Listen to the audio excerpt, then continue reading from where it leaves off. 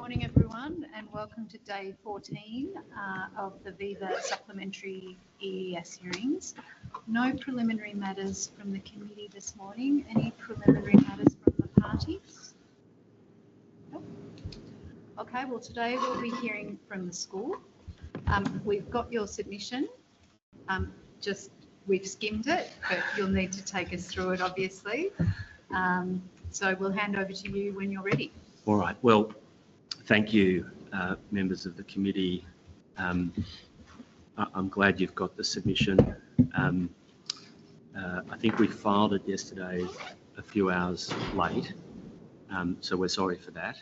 And in the haste, I think that what happened was that some of the formatting got displaced, and so a further version was filed with the formatting corrected a little later. So I hope that you have that. We've got the format corrected version. Great. Although I did notice one full stop missing. Your case won't stand or fall on that, though. Can I assure you it's unlikely to be the only typographical error in a document? Can I say, first of all, the document is obviously long as a written document, but what we've done in the document is include extracts from relevant documents extensively, so that what you have is effectively all things in one place.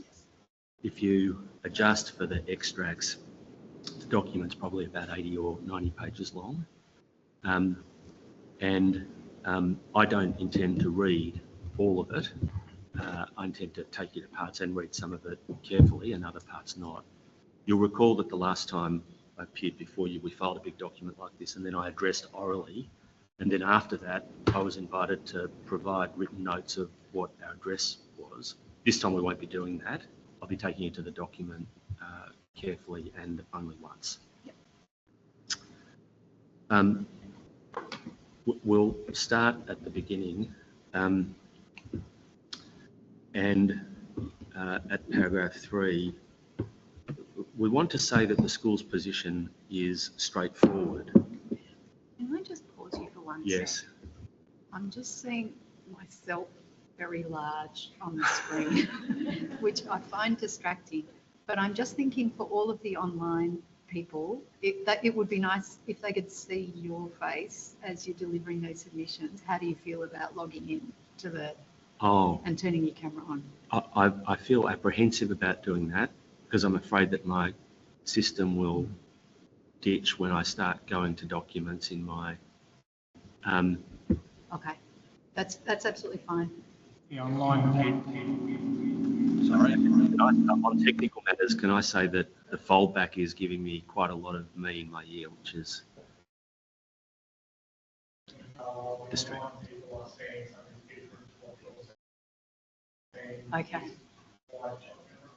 Okay, that's really good, but it would be good if that could be on the telly as well, Ken, because, yeah. I happen to be wearing a loud print today as well, which doesn't help.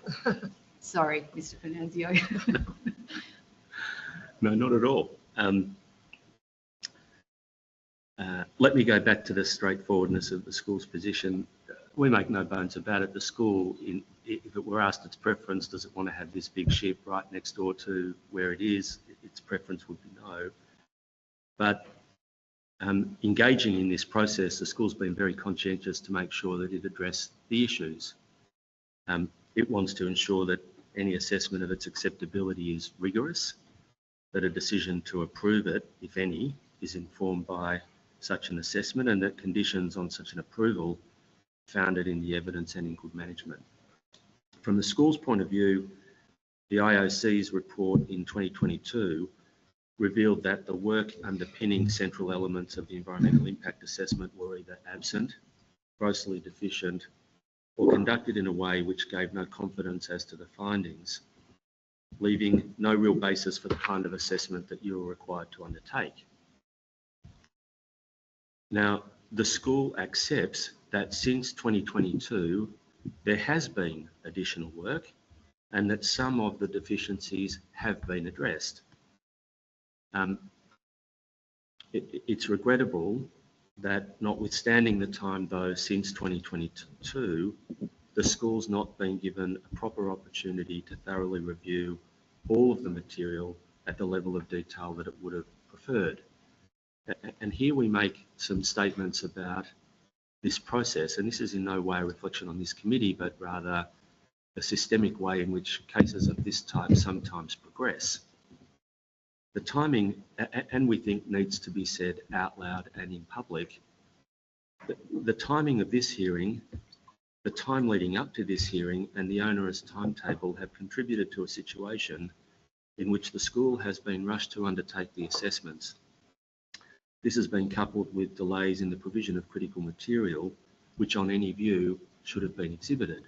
I mean, when you're trying to prepare a case like this in November and December, trying to engage witnesses for the first time, it's incredibly difficult.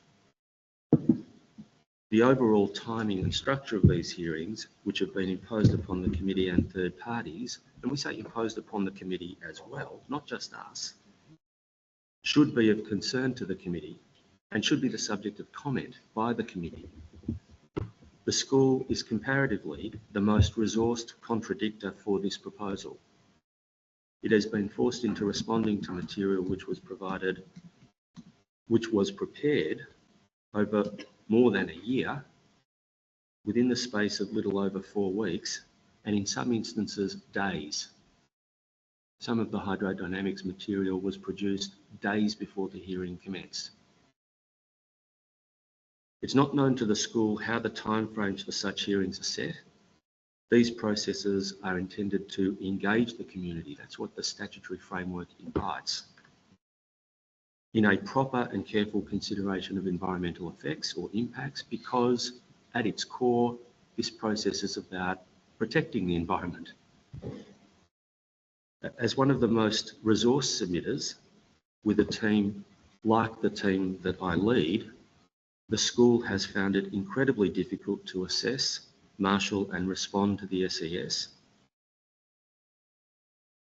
There are matters which the school has not pursued because it lacked time, and I should add there, lacked the ability to engage experts to explore in the time available.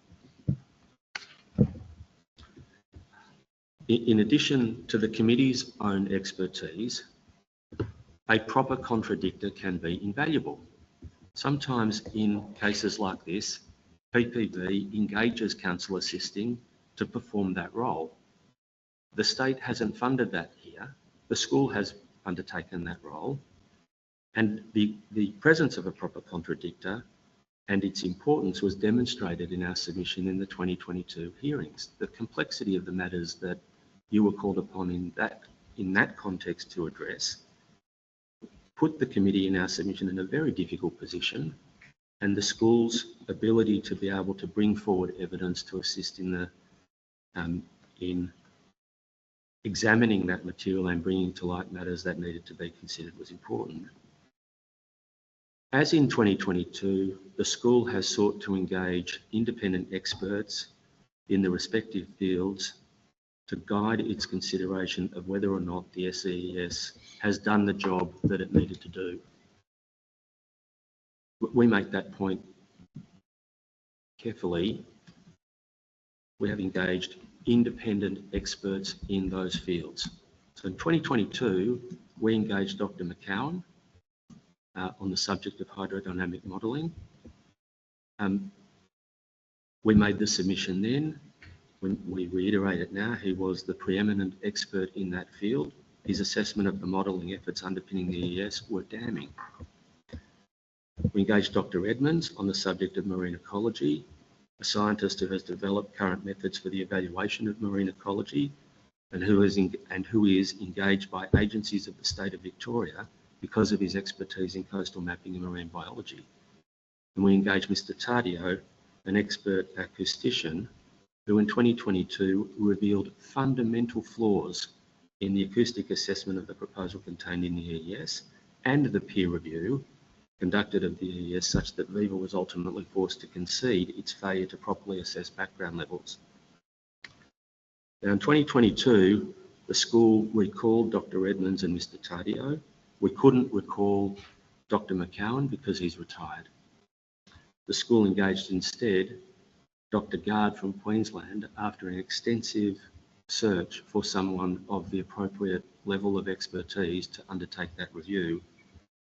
In the short time available, no one in Victoria was available who had not been conflicted in some way. Apart from Dr. Gard, the evidence called by the school has the benefit of continuity, which is important given the nature of this process, particularly in relation to noise and marine ecology. Each of these witnesses has expressed their honest and independent view as to the adequacy of the material before the committee. The witnesses have not criticised every aspect of the material. Their criticisms have been targeted, but even their targeted criticisms reveal gaps and deficiencies in the assessment of material, which should continue to be of concern to the committee. In these hearings, Viva also relies upon some of the same witnesses that it called on the last occasion. In its case, though, continuity of experts does not bolster its case. The committee should start from the premise that both Dr. Wallace and Dr. Yates were called on the last occasion, and that their evidence, as well as the work that they had done for the EES itself, was unsatisfactory. Viva calls no independent witness to vouch for the veracity of the work which underpins the SEES. Rather, the principal witnesses on hydrodynamics are witnesses whose work was found to be deficient on the last occasion. Dr. Wallace gives evidence across all areas of inquiry. He's not a marine biologist or an ecologist. In 2022, he made that concession. In those hearings, Dr. Chigi gave evidence on marine ecology and mapping. In these hearings, Dr. Wallace is the only witness to be called by Viva on this subject. Dr. Wallace's evidence proceeds upon the advice of others who in fact are experts, who have not been called to give primary evidence, ecologists within CEE, mathematicians at the university, dredging contractors and the like. Dr. Wallace's role has been to project manage and synthesise the compilation of the EES and the SEES. He was editor of the materials, organiser and principal author. In our submission, he's hardly independent, neither is he expert in all of the areas about which he sought to express opinions. Now, all of that goes to the weight that should be given to his evidence. Dr. Yates gave evidence confined to the subject matter of hydrodynamics. He was instructed and guided as to what to do by Dr. Wallace. Viva did not intend to call Dr. Yates at all. Much of the material underpinning the hydrodynamic modelling was not contained in the SEES itself, and we'll go to this in detail in the submissions in a moment. It was produced only after extensive requests and even then delayed. The witness statement of Dr. Yates was filed after the statement of Dr. Gard in the week before these hearings commenced. Dr. Yates's statement contained even more information that had not been previously disclosed, in fact leading Dr. Gard to make, our witness, Dr. Gard, to make some further concessions and further that might have been made earlier if that material had been available. Viva relies upon the following central propositions to justify its conclusion that the assessments it has undertaken are sufficient for the committee to undertake its task. These are submissions which were emphasised in opening and reiterated in closing submissions.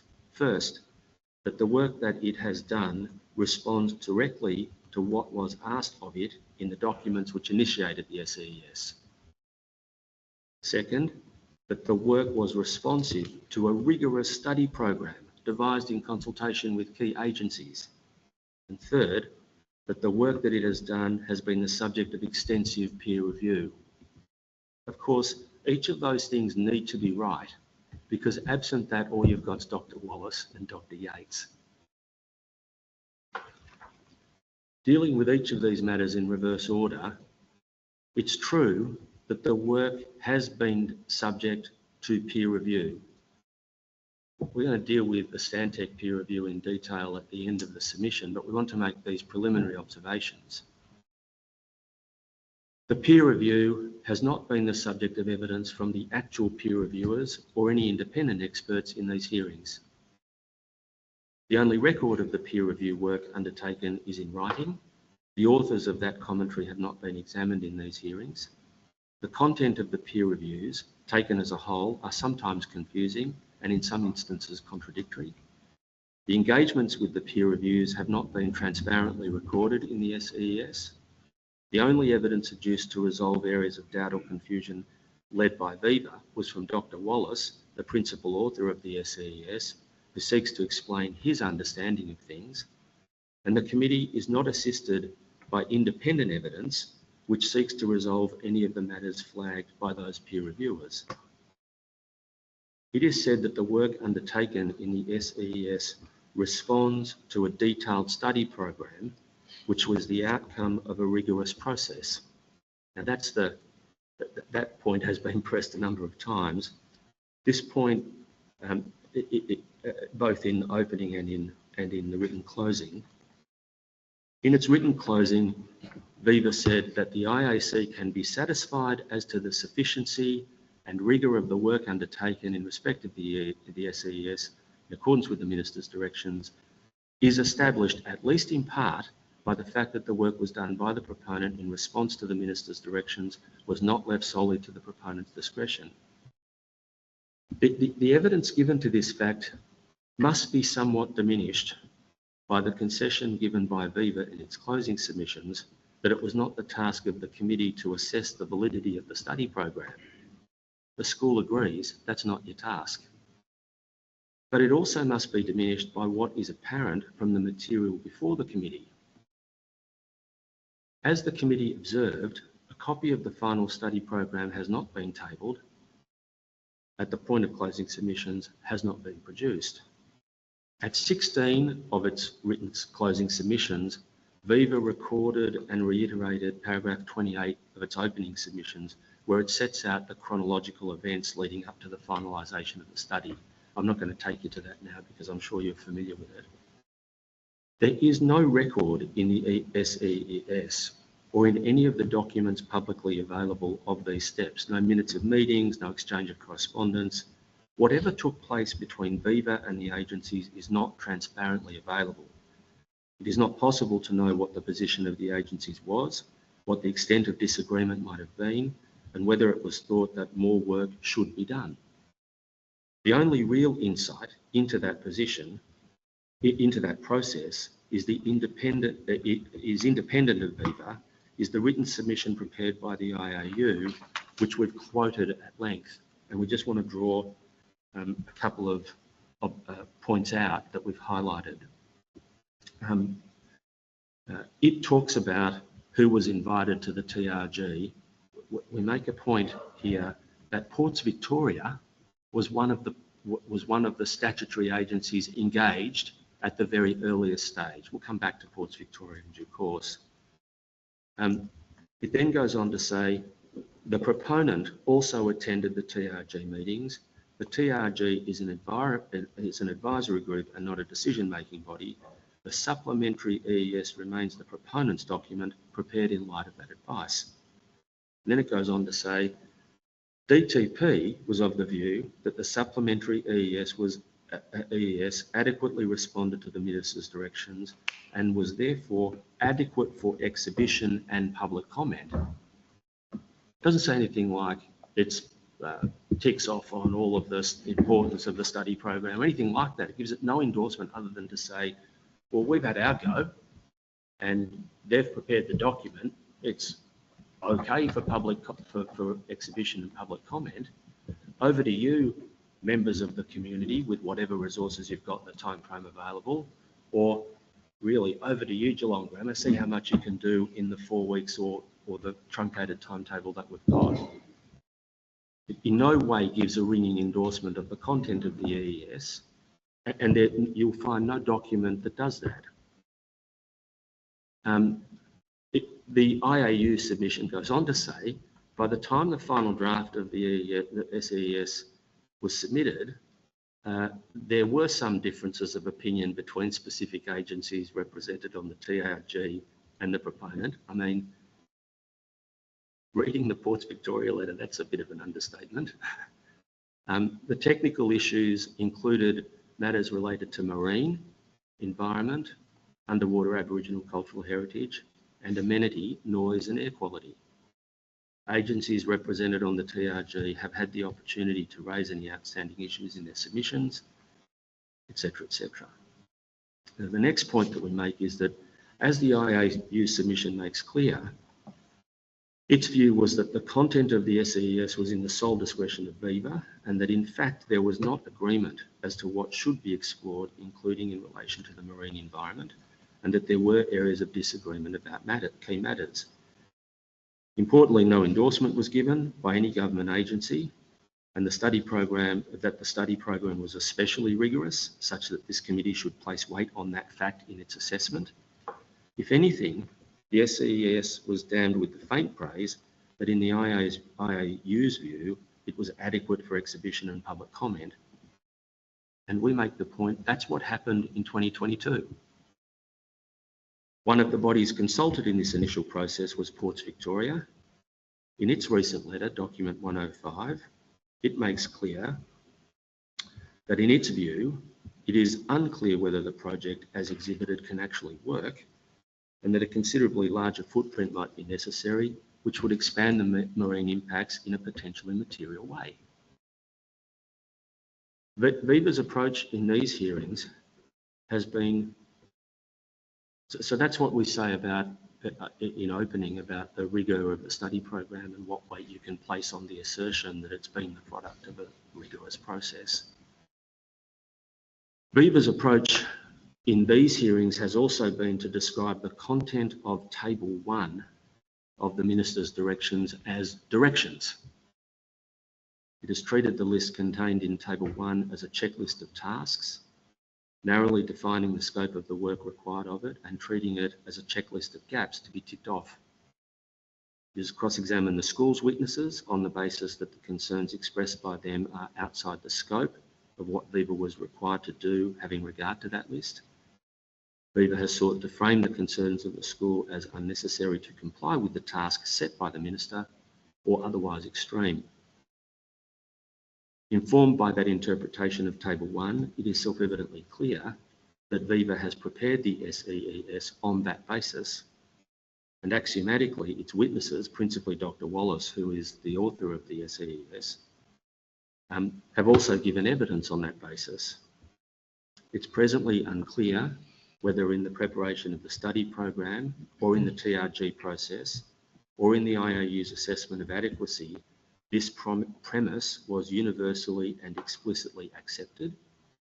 It appears from the letter of Ports Victoria that it was not. The premise upon which Viva advances its case is wrong. And we will unpack what we say about that and the proper construction of the terms of reference and the ministerial direction in due course. We set out here how these submissions are structured, but rather than read that out to you, I'll just leave that stand and move on to the next bit, which is the committee's task.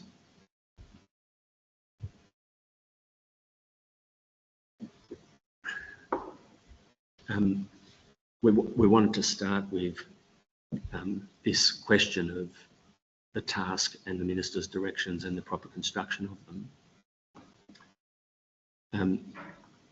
The Viva has repeatedly described the content of Table 1 as directions. Indeed, you can see it from the headings in the Viva closing written submissions. Each of the enumerated matters listed in Table 1 are described in the headings as Minister's Direction 1, Minister's Direction 2. This heading convention is consistent with the manner in which the case has been advanced. This list in Table 1 circumscribes the tasks that Viva was to undertake and defines the scope of the inquiry. The corollary of that premise is that matters not explicitly mentioned in the list are beyond scope. Expressly and impliedly, it's been suggested that the absence of any mention in the list is the product of a carefully considered decision not to require additional work or other work. Our submission is that the premise is simply wrong on the proper construction of the document. The list in Table 1 is not described as an exclusive list of the tasks required of Viva, or in any way as a tool to limit what could reasonably be regarded as necessary to produce a properly informative or transparent statement of the environmental effects of the project. Is under the heading Procedures to be applied to the Supplementary EES. It should be observed at the outset that as a matter of construction, the procedures to be applied are subservient to the objectives. There is no language in the Minister's direction which describes the purposes and objectives of the Supplementary EES, which can be described as limiting Viva's task to the matters contained in Table 1. And I want to step through these provisions. I've quoted them in the submission so you don't have to go backwards and forwards between them. The Minister's directions state that the purpose of the Supplementary EES is to provide a clearly documented body of analysis to inform an assessment by the Minister for Planning of the project. The Minister's assessment will also be informed by public submissions on the EES and the Supplementary EES, the Inquiry and Advisory Committee report dated 5 October, and the report of an inquiry to be appointed under the Act in relation to the Supplementary EES. It's an all-embracing, all-encompassing task. No words limiting the scope or task in Table 1 are to be found in the purpose. The preamble to the Minister's directions states, the results of further investigations to be documented in the Supplementary EES will need to be integrated with the previous EES studies. In other words, you've got to knit them together.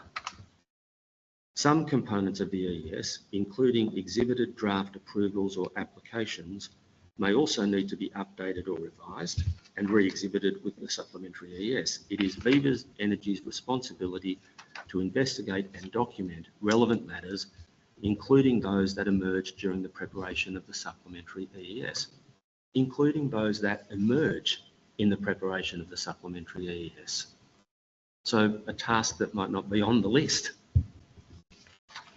Again, no relevant words of limitation appear. Indeed, an integration of the SEES with the work of the EES in order to produce a clearly documented body of analysis to inform the Minister's assessment of the project and potential decisions is to be made. Importantly, the Minister's directions for the SEES cannot be read as separate or discrete from the EES. And this is confirmed by the stated objectives of the SEES, which provides that the specific objectives of the Supplementary EES as part of the extended process under the Environmental Effects Act are to provide an assessment. I'm going to focus on this first dot point first, because there's some language in here which we say has been misapplied. Provide an assessment of the environmental effects of the project on the marine environment, noise, air quality and Aboriginal cultural heritage necessary for the making of the Minister's assessment, and then this word, especially with respect to the consolidated recommendations for further work outlined by the IAC in its report. Now I'm going to skip over the next two and just address this. The objectives narrow the subject matter of the SEES to the marine environment, noise, air quality and Aboriginal cultural heritage. The topics are described in the broadest possible way.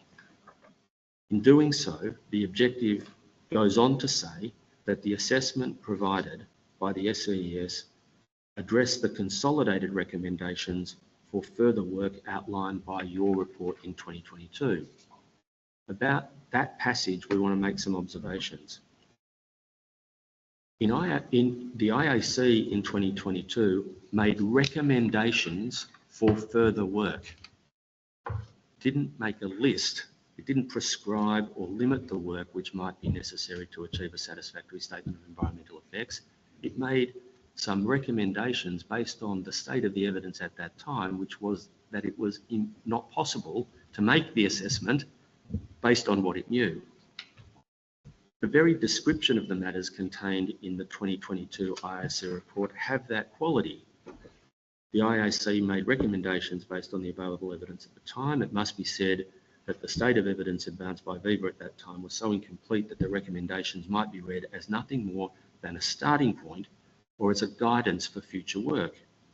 There's no basis to read the recommendations as proscribing the limit of work required if in the course of undertaking the work properly, additional matters needed to be addressed. And that's reiterated by the Minister's direction itself, which explicitly says that it should include matters that emerge during the preparation of the supplementary EES. The next point, at C, the use of the word especially does not operate to convert the recommendations for future work into a checklist of works to be completed and ticked off, which once done defines the scope of the inquiry. Rather, if anything, the word especially operates to emphasise that whatever work is done, it must at a minimum address matters which have already been identified as part of the EES hearings in 2022. On its proper construction, this passage invites the SEES to undertake all investigations necessary to produce a consolidated statement of environmental effects for proper consideration by the public and assessment by the Minister. And it's confirmed in our submission by the remaining two objectives. So if you just go back a page, the second objective is to consolidate and integrate the results to be derived from the SEES with the key outcomes of the EES studies having regard to the relevant legislative and policy provisions. And the third objective is to facilitate third-party involvement and it's to be said, not confined to the content of the SEES. The topics that are identified in this ministerial direction are broadly stated. What we say that direction contemplates is a holistic assessment of all matters. Come now to the specific introduction to Table 1. The table is contained in Minister's Direction 1. The content of the table and the enumerated things enumerated as areas of further work are not themselves directions 1, 2 or 3. They're just listed items in a table. The actual direction it embraces the table, and the preamble to, or the introduction to the table is, or the preamble to the directions, I should say, because the directions are listed 1 through whatever they go to. The preamble to the directions states, the preparation of a supplementary EES by Viva is intended to build upon the original EES studies, as well as the review undertaken by the IAC as documented in its report. The following outlines the process required for the supplementary EES to inform the Minister's assessment under the Environment Effects Act. The SEES is intended to build upon the original studies and the work of the IAC. The procedural steps in the directions are outlined, not prescribed, with the overarching objective to inform the Minister's assessment under the Environment Effects Act of the project as a whole, not the SEES in isolation, and not the work listed in the table. The table is introduced in the following terms as part of the first direction. Viva will develop a draft study program to inform the supplementary EES, outlining how it plans to undertake the environmental assessments required to address gaps and further work highlighted in Table 1. This direction is concerned with the preparation of a study program for the SEES. Viva was required to prepare a plan for the SEES which addresses gaps and the further work highlighted in the table. The preparation of that program was not confined to the list in the table. The direction was sufficiently ample to include other gaps which had been identified but not the subject of a specific recommendation by the IAC, gaps which emerged in the process of doing the assessment properly and potentially gaps like those described by Ports Victoria in its letter. There is nothing in the Minister's direction which preclude consideration of the adequacy of the project description. Further, there is nothing in the Minister's direction which preclude consideration of alternative methods or other work which might be necessary to properly evaluate the environmental impact. The list, as the table itself makes clear, and no more than the IAC's, than the IAC's recommendations for further work, which the Minister's directions set as work to be undertaken at a minimum. And with respect, we would say that taking account of the whole of the background, that is the only sensible way to read your recommendations in the first instance and the directions flowing from those recommendations. For the avoidance of all doubt though, Direction 7 sets out what the EES is intended to produce. And this is important. The supplementary EES will be prepared by Viva to address the Minister's directions, the scoping requirements, to the extent the scoping requirements are relevant to the matters to be covered under the supplementary EES. What are they? Marine environment, noise, Aboriginal culture, expressed in the broadest possible way, and the final study program, not confined to the final study program and what the final study program should at a minimum include, but whatever comes of that final study program broadly construed and necessary to fill the gaps and do the work identified in your recommendations at a minimum. The supplementary EES will need to address the environmental effects of any project modifications, etc., etc. I won't bother to read that. The supplementary EES will need to integrate the findings of the previous EES studies to achieve a sound and effectively integrated body of analysis. Now, there can be no question that the way that the ministerial directions are set up is to quarantine areas that you were satisfied were established or that you'd made key findings about, such as the need for the project or other matters that were adequately dealt with. But in the context of the matters that are enumerated, well, not enumerated, the context of the matters that are stated in broad terms, marine, noise, etc., in our submission, what was called for was a redo, a do-over. And that invited assessment of gaps, it invited work that had been picked up as necessary to form the basis of further recommendations that you made, and they have been folded into the ministerial directions. Now, finally, nothing about the committee's terms of reference in any way supports the contention that the task of Viva or the committee itself is confined by reference to the list of recommendations in Table 1. Indeed, the terms of reference confirm the premise and breadth of this inquiry. The terms of reference, the terms of reference the committee's findings that there was insufficient information to advise on the acceptability of the relevant environmental effects. That's the first time that the phrase or the defined term relevant environmental effects emerges in your terms of reference, and that the further assessment of those effects were necessary for the Minister to complete the assessment. And I suppose what the phrase relevant environmental effects does is embrace the broadly stated areas of inquiry that were mentioned in the specific objectives which we've quoted under paragraph 44, the marine environment, noise, air quality, Aboriginal cultural heritage. The terms go on to say that the committee is appointed to inquire into and report on the likely environmental effects of the proposed project, assessed in the supplementary EES, namely the likely effects on the marine environment, noise, air quality and underwater Aboriginal cultural heritage, the relevant environmental effects. That defined term sets the scope of the inquiry. There's no language contained in the terms of reference which limit the committee to the findings it made in 2022. That's important. You are not bound by any of the findings that you made then.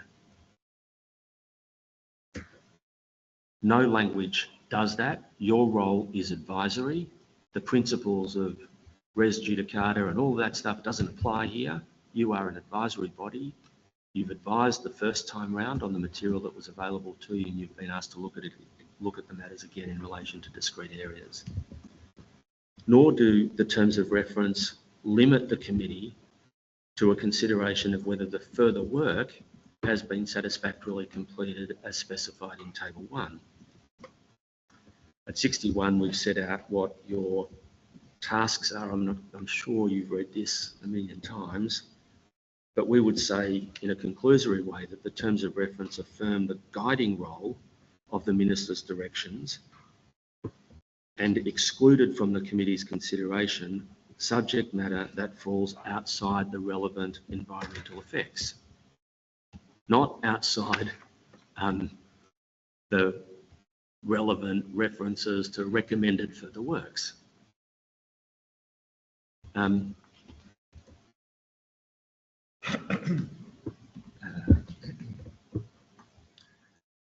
Even the next passage, which appears in your terms of reference, which might be useful to go to, can't be read as limiting in the way that it may have been suggested. The IAC has to assess the relevant environment effects in the context of the Minister's directions in accordance with these terms of reference, and in doing so should consider relevant aspects of the EES only where matters and investigations documented in the supplementary EES rely upon or are integrated with the original EES. It's not the role of the IAC to re-examine effects that are considered outside the scope of the supplementary EES. Nothing about that passage confines you to your list of recommended works, because they're recommended works, not a list of things that need to be done, and they're not exclusive of the gaps that you identified in your report. We'll come to some of those in due course. Now, we've set out what the report must contain. Again, I'm not going to read that out because I'm sure you've read that extensively.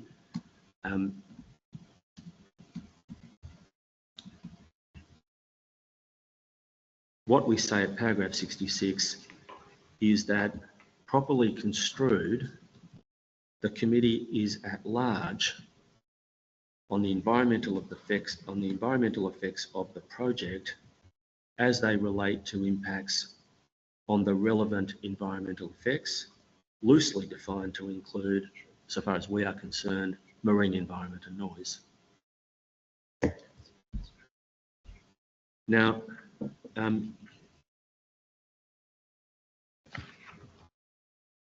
just bear with me for a minute. So I should take you to these matters now. Insofar as the committee has to address the relevant environmental effects, that passage under the direction 6, that passage itself confirms that the committee should consider the relevant aspects of the EES where matters and investigations documented in the SEES rely upon or are integrated with the original EES. Just lost where you are in the reconciliation. Oh, sorry, I'm at 67. 67. Gotcha. And I'm there making reference to term of reference 6. That passage itself confirms that the committee should consider relevant aspects of the EES where matters and investigations documented in the SEES rely upon or are integrated with the original EES. The task is clear. It's required to assess the significance and acceptability of the relevant environmental effects. Sorry, and Mr. Fernandez, just before you go on, yeah. Can you take us back to the last sentence of 6? So I've actually got the full terms of reference up. Yeah. Where it states it's not the role of the IAC to re-examine effects that are outside the scope of the supplementary EES. Correct. Can you just take us to your observation about the import or otherwise of that statement, how that's relevant? Well, what is that? Yeah, sure. What is the scope of the supplementary EES? To re-examine marine, noise, and the other ones, not particularly relevant to us, Aboriginal cultural heritage and so on, broadly defined.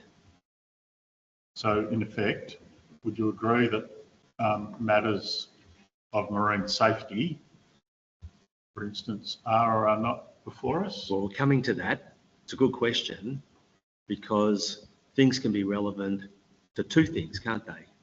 It can be relevant to marine safety, but if it's also relevant to the extent of the works and therefore the possible environmental impacts on the marine environment, then it can be relevant to that as well. Yep.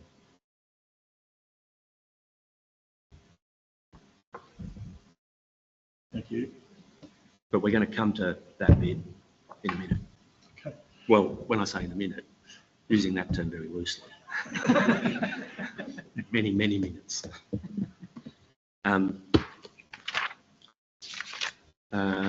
So where are we? I was at 67. I was saying how clear the task is. Well, clear in the sense of it's a broad task. It's not a narrow one. Within the confines of the broadly described areas of environmental inquiry. And that's consistent, we say, with the stated objectives of the SEES in the Minister's directions, and in particular the objective, which we repeat, having set it out earlier. The Minister's directions and the terms of reference don't seek to narrow the scope of the committee's inquiry to data or information subsets of these broad disciplines. The environmental effects that may be considered with respect to marine biology in particular are, at least on their face, potentially broad sweeping. This is consistent with the context in which the SEES was required in the first place, in that it flows from the committee's 2022 finding that it did not have sufficient information to assess the existing environment, which is acknowledged by the terms of reference. The terms of reference expressly say the Minister was informed by the original IAC's report, which found that there was insufficient information to advise on the acceptability of the relevant environmental effects. What does that mean?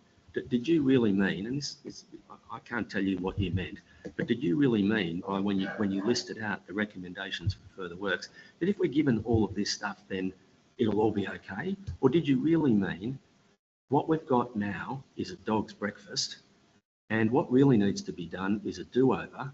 And as a starting point, here are some of the things that we've identified from the evidence that's before us that need to be done. Our reading of your report is that. It's not a checklist. It's not a kind of interim decision. Oh, your 10-storey building's almost right. I want to make some changes to it. Go away and redesign it and come back.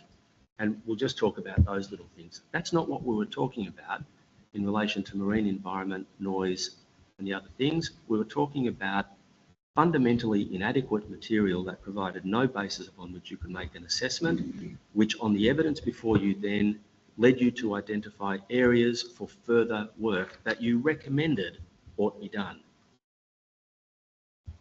It didn't, indeed, and we'll come to this again in a short while, it wasn't the case that they were the only inadequacies or deficiencies that you identified, or the only pieces of information that were absent. They were some. They were the ones that attracted you to make recommendations of the kind that you made, but nothing about the way that the terms of reference or ministerial directions have been prepared seek to confine you to those findings or seek to confine this effort or Viva's effort to those matters. Now, importantly, all the work that's to be done as part of the SEES must be done in the context of the scoping requirements and the evaluation objectives. We don't know, we want to be absolutely clear, because Dr. Edmonds was cross-examined about some of this, and he pointed to the relevance of the scoping directive, scoping requirements and the evaluation objectives. We say those guide your assessment of this SEES as much as they needed to guide your original assessment of the EES, because this SEES is supplementary to that and is meant to be integrated with that. What we have done is set out at length the background to the Minister's decision to require an EES in the first place back in 2020, what the scoping requirements dealt with, and I'm now flicking through pages because I don't want to take up too much time reading all of this out to you. I want to take you to paragraph 89, where I'll just highlight something and then move on.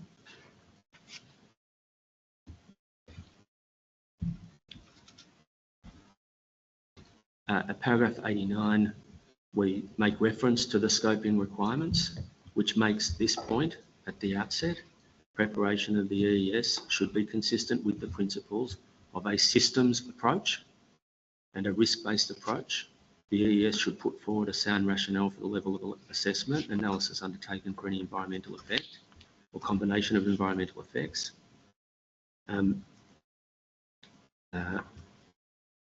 If I skip through, I've quoted a lot from the scoping requirements. I'm sure they're at the forefront of your mind. If they're not, if the suggestions made by our friends have led you to think that this is a narrow focus on the further works, then our submission is that these should guide your assessment. The evaluation objectives and the scoping requirements should guide your assessment of the work that's been done. And when Dr. Edmonds says, well, this is not consistent with the scoping requirements or the evaluation objectives, and they're matters that you should take seriously and into account. The scoping requirements are lengthy and provide significant guidance. I would take you to paragraph 99 on page 31 to make the point that the scoping requirements were intended to cover all matters, but recognise that the EES will need to address other issues that emerge during the EES investigations, especially those relevant to statutory decisions that will be informed by this assessment. The evaluation objectives are consistent with the GED, and they are expressed in terms of seeking to minimise adverse environmental effects. And the requirement for a systems-based approach, which I took you to a minute ago, is also consistent with the Marine and Coastal Act, under which approvals will be required for the project and informed by the EES. We'll come to this in a minute, but a systems-based approach isn't a tool, it's a policy position.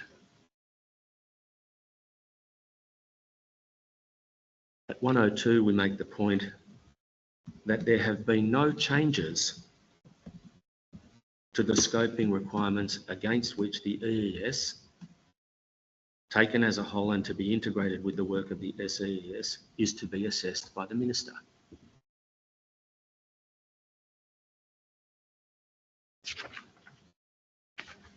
We then take you at paragraph 103 to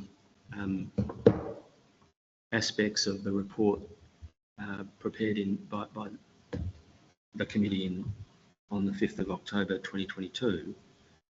And we've set out a couple of things about that.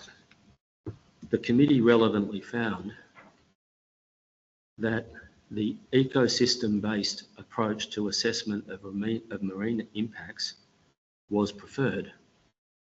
Ecosystem-based management is a guiding principle of the Marine and Coastal Act. The marine assessment should have had a greater emphasis on ecosystem-wide impacts, both within the marine environment and across the marine terrestrial environments. The EES's assessment of the existing environment was not, so we would say, just pausing there for a minute, that finding is entirely consistent with the scoping requirements of the EES and consistent with the evidence as it was before you at that time. The EES's assessment of the existing environment was sufficient not to enable a full understanding, was not sufficient, I should say, to enable a full understanding of the impacts. The assessment in the EES didn't provide an adequate characterisation of the existing marine environment. It was difficult to conclusively determine that existing refinery discharges were having acceptable impacts. But they're two different things, and we're going to come back to that when we talk about recommendation for work number 1A. And there were deficiencies in the scope of the EES's assessment of impacts on the marine environment, including in relation to the intertidal zone of marine birds. While the gap in relation to marine birds was addressed after exhibition in an addendum, the gaps in relation to the intertidal zone were not fully addressed, and further work was required to refine the calibration of the regional hydrodynamic model. For what is, and what it has always been at its core, a project in the marine environment, these findings were damning of those responsible for preparing the EES and those responsible for assessing whether or not the EES was fit for exhibition. I want to say that explicitly. Absent an outfit like Geelong Grammar spending the kind of money that it spent to run this case, unearthing those inadequacies would be incredibly difficult. And we'll understand that yesterday you heard submissions from Environment Victoria in relation to this sort of area, and I'm explicitly instructed to adopt and embrace those submissions. Before moving off the construction question, we did want to just touch on this notion of the scope of the SEES. You would have seen in the written submissions of our friends in opening, referred to again in closing submissions by reference. Reference to a number of cases and principles that have emerged in relation to authorities from the court in relation to EESs and scoping requirements and their relevance. I want to say a few things. First, starting from the question of construction, how does an EES and an SEES come to exist? We've set out in paragraph 106, section 5, subsection 1. I mean, the Environment Effects Act is notoriously skinny, and it can mean lots of different things. It's obvious that the Minister has the power to call for a supplementary EES.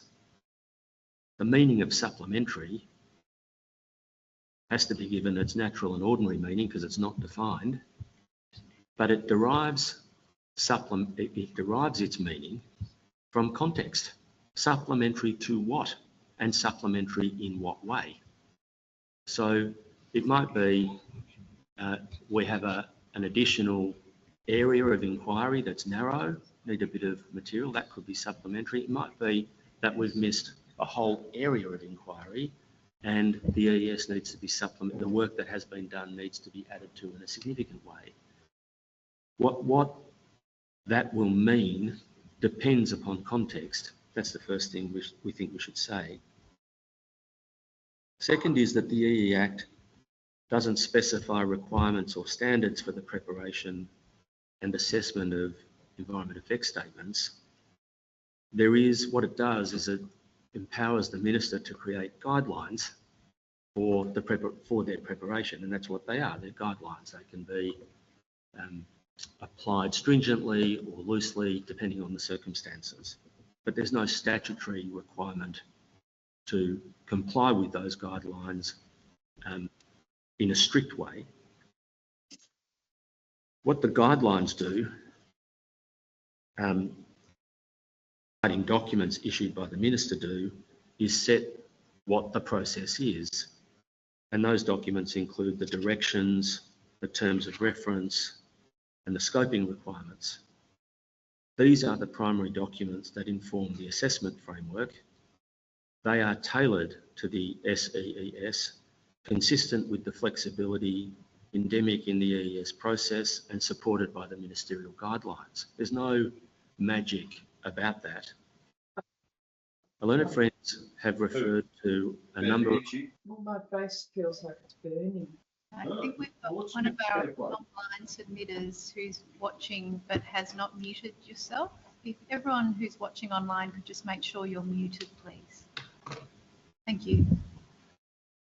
Our learned friends have made reference to a number of decisions of the court which have examined these provisions, in particular the decision of Justice Richards in Mackenzie and Head, where propositions are advanced in the submissions about which we don't quibble as to whether or not a failure to have regard to scoping requirements is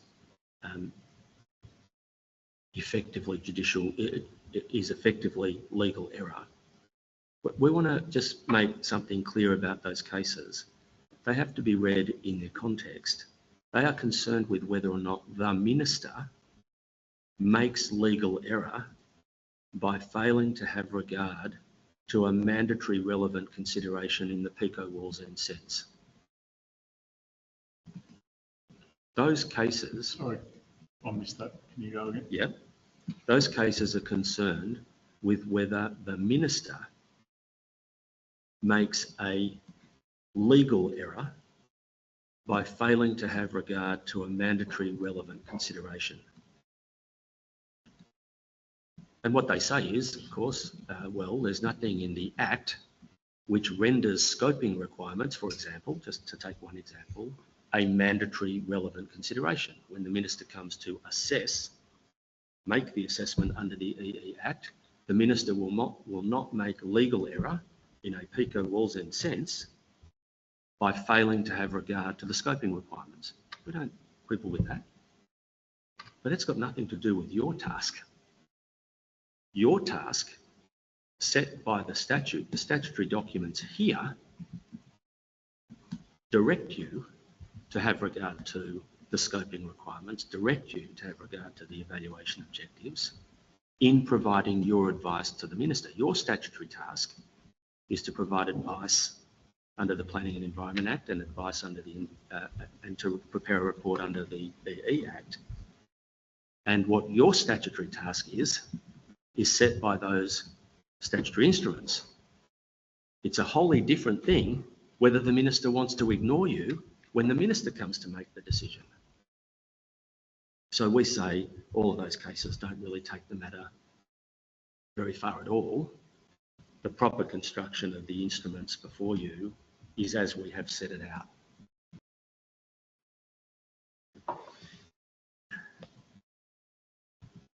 So having gone through all of that to make our, because it's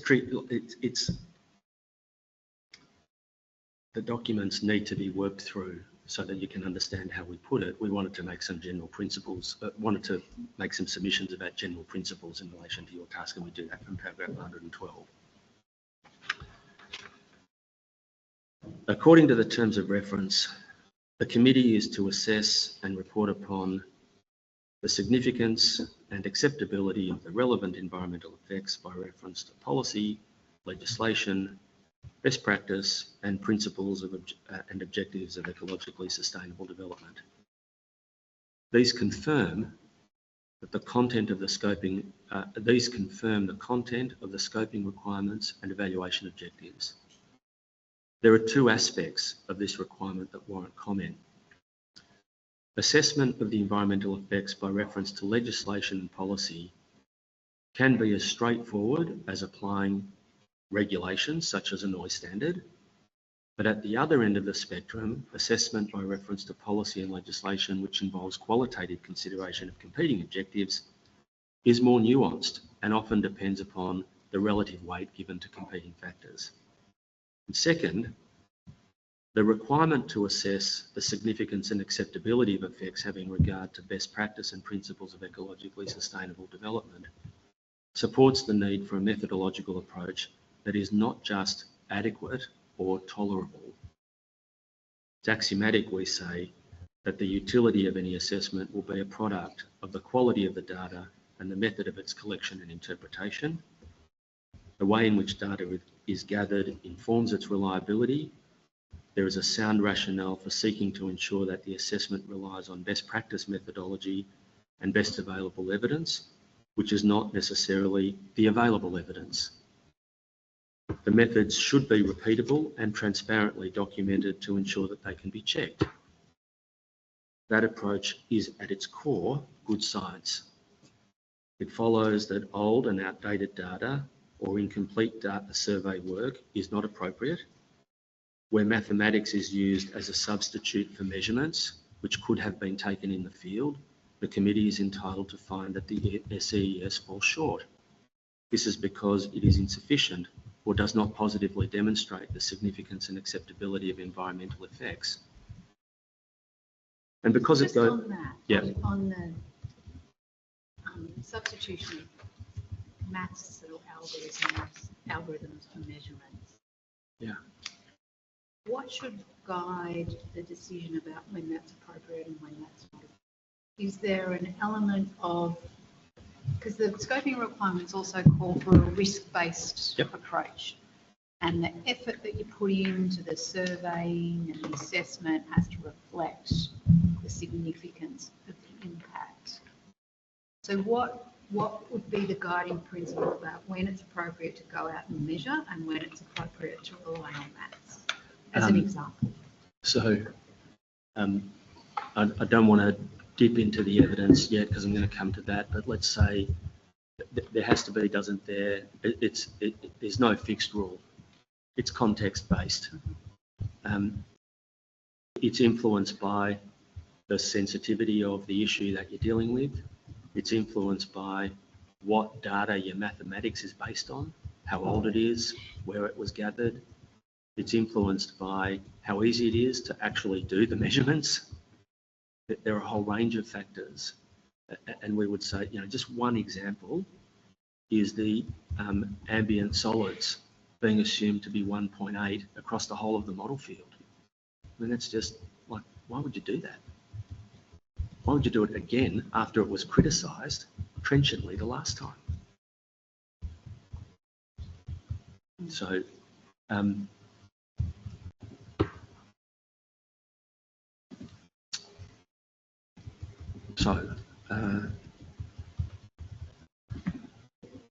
think you're at 120. 120. Thank you. So can I ask a question? Will you refer us back to this later on? You say you don't want to talk about it now, where this may apply in your later arguments. Will you refer us back? Yeah, to it? Yes. I'm setting principles now. Thank you.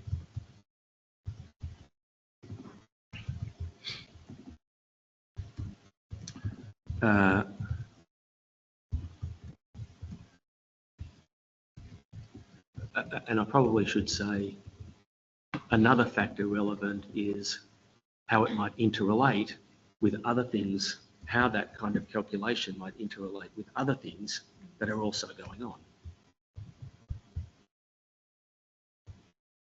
Now, we say at 121, this is a matter of considerable importance because the same witnesses in this hearing comprehensively failed in 2022 to demonstrate that the work that they'd done provided an adequate basis for the assessment of the environmental effects. Dr. Wallace and Dr. Yates contended strenuously for the adequacy of that work then. They do so again this time. This committee would be right to treat with caution their evidence in these hearings. It's not truly independent, but equally importantly, it's marred by the demonstrated inadequacies in their past work. The school... Is it not fair to say, I mean, should we accept that as a principle? No, not as a principle. You mean a principle of general application? Yeah, I guess the whole point of the EES and the further work that's been undertaken was to address those inadequacies and gaps. And the question for us is whether they've gone far enough and done that effectively. Yeah.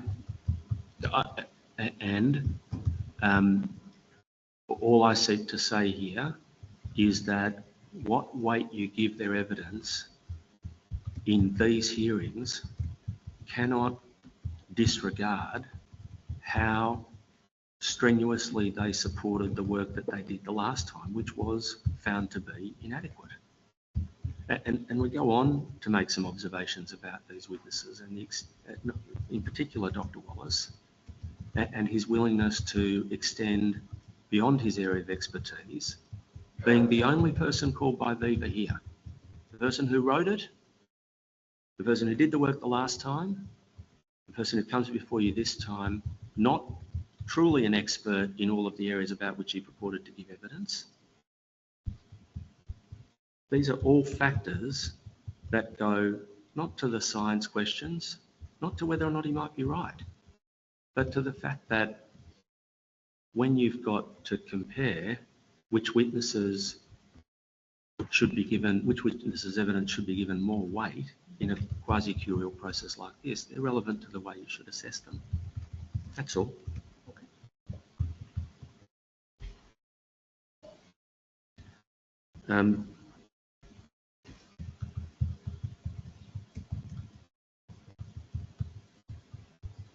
And even though you might say, oh, well, nobody's all one thing and everybody deserves a second go, that doesn't eliminate what we would describe as the lack of independence inherent in the role of Dr. Wallace in this case.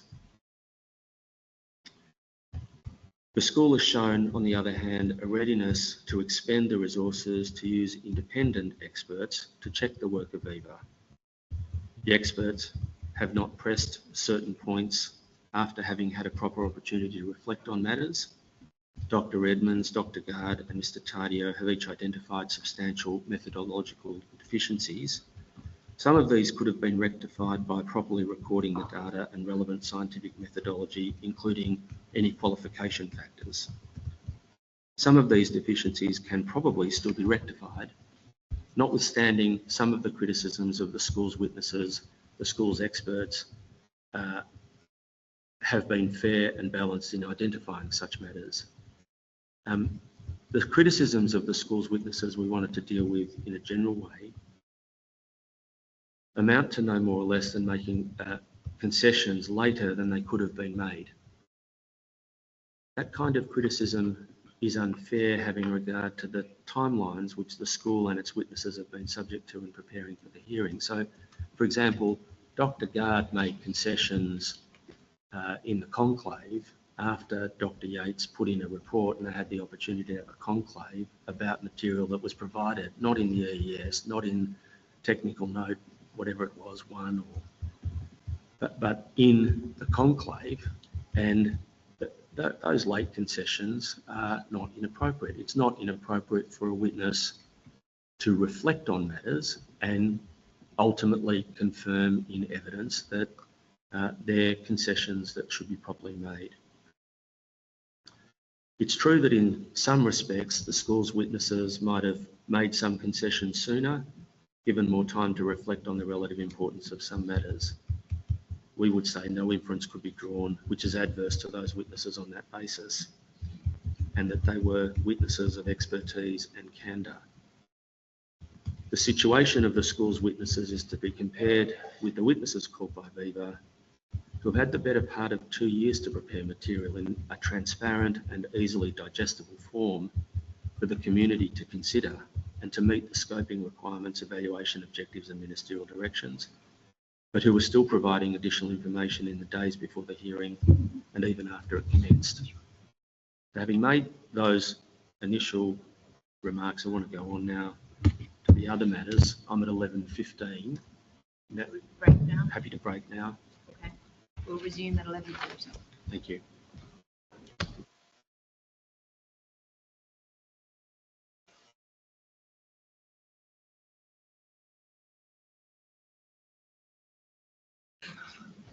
Oops. We're ready when you are. Thank you. Oh. Testing. Okay. Oh, are you getting that feedback? I'm getting that. again? Yeah, it's coming back at me. Okay.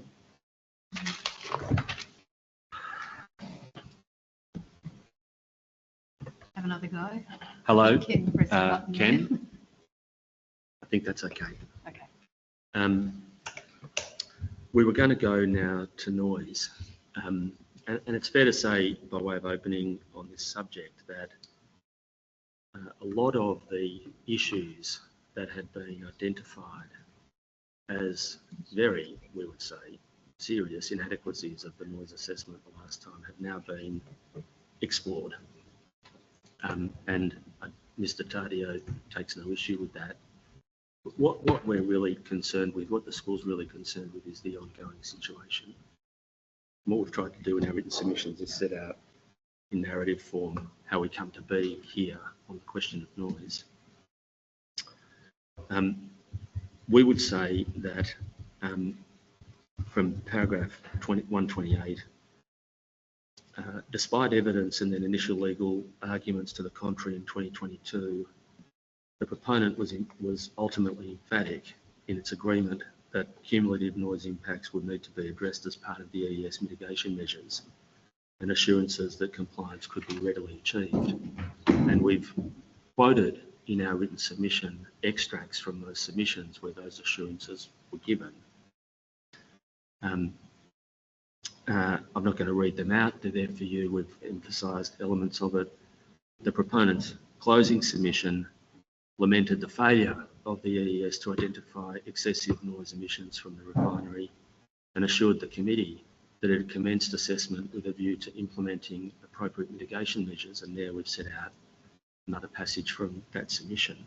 You'll recall that Mr. Tardio identified this issue about background noise, but there was a conclave that involved Mr. Leo, where Mr. Leo emphatically stood by his numbers, and then that very night went out and did more measurements and then disclosed at the hearing the issue. The proponent undertook to remedy the non-compliant noise emissions from the refinery, and we want to quote this passage. The proponent is in a fortunate position in this regard. It is both the operator of the refinery and the proponent of the project. If it wishes to proceed with the project, it must carry out studies, engineering assessments and implement works to achieve a compliant position for the project and refinery cumulatively. The cost or effort involved in this is a matter for the proponent. The law dictates the noise outcomes that must be achieved if the project is to proceed. And then at 129,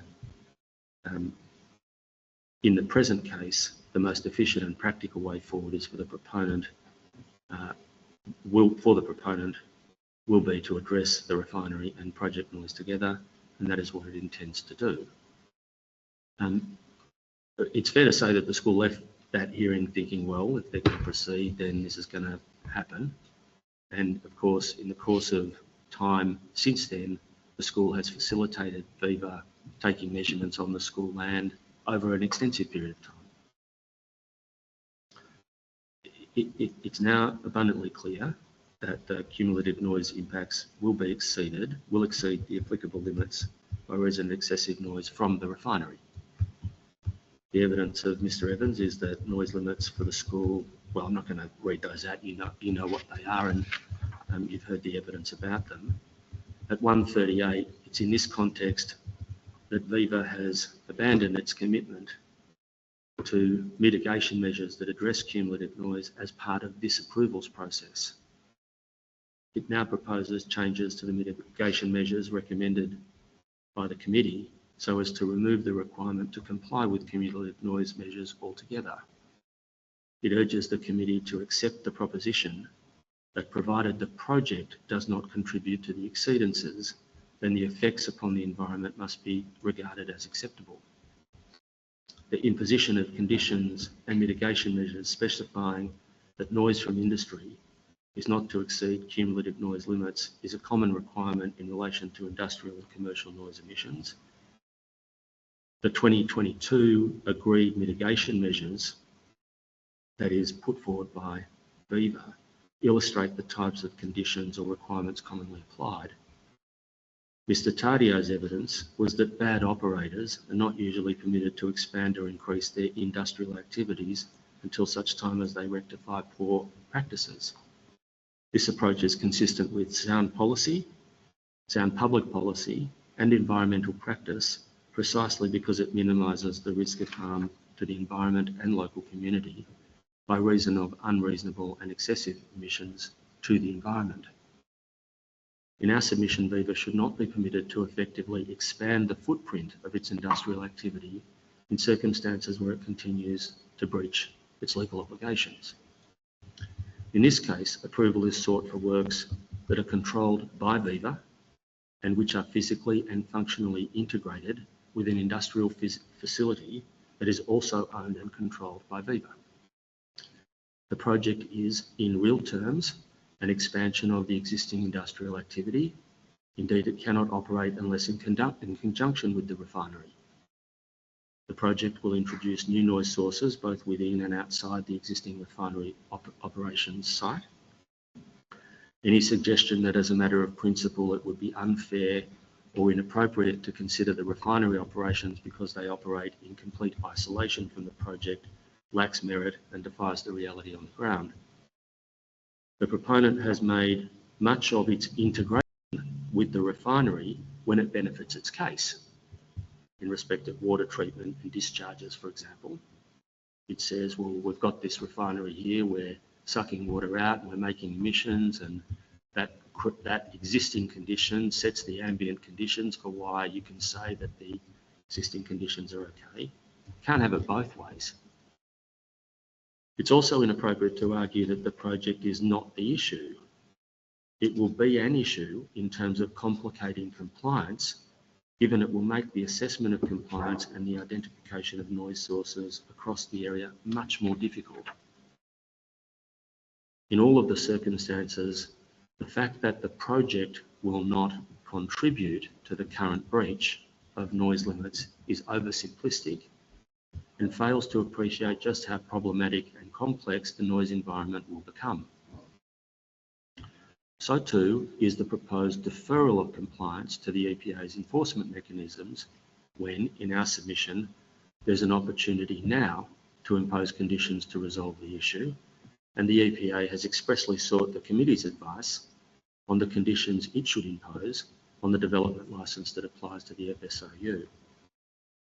The EPA has indicated that in respect of the exercise of its discretion, its ultimate determination having regard to the matters it must consider and ultimately to the question of whether the proposed activities pose an unacceptable risk or risks of harm to human health or the environment will be informed by the IAC's advice and the Minister's assessment of the environmental effects, together with matters prescribed by the Environment Protection Act. It's to be borne in mind here that in addition to the development licences sought from the EPA, the Minister for Planning has a role to play in granting approval for the project overall. There can be little doubt that her powers are sufficiently ample in considering whether or not to make an amendment to the planning scheme to facilitate the proposal. She could impose a requirement which required existing breaches, which are now proved beyond the shadow of a doubt, to be addressed by Viva. The EES, SEES, and all the related work and evidence demonstrates that this committee is now uniquely placed to give advice to the Minister on this issue. And insofar as that existing condition is to be described, it's not a matter of controversy between the witnesses. And in doing so, confirm the refinery's existing noise emissions are well in excess of applicable limits based on sound expert analysis, facilitate compliance by recommending the EPA include related conditions on any licence by imposing mitigation measures that require compliance, ensure the school's views are considered and given appropriate weight, and reject what is now advanced as possible future opportunities for compliance over coming years as a paltry and inadequate response to the GED and the reasonable expectations of the community, including the school and those who live in the surrounding area. These proceedings have required the school to incur significant expense, exacerbated greatly by the shortcomings of the EES.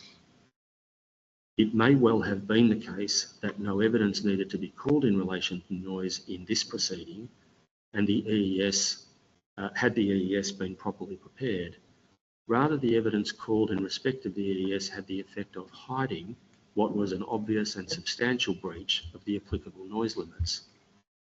The school has assisted Viva by allowing its access to its land and with monitoring stations and so on, as I mentioned a moment ago. The school's put before the committee sound, cogent and reliable evidence both in 2022 and in the course of this proceeding. It's necessary and important to act on that expert assessment now without further delay and without the need for the school to incur further expense. Mr. Tardio explained that once the project is operational, it will be difficult to identify and attribute excessive noise in such a complex noise environment.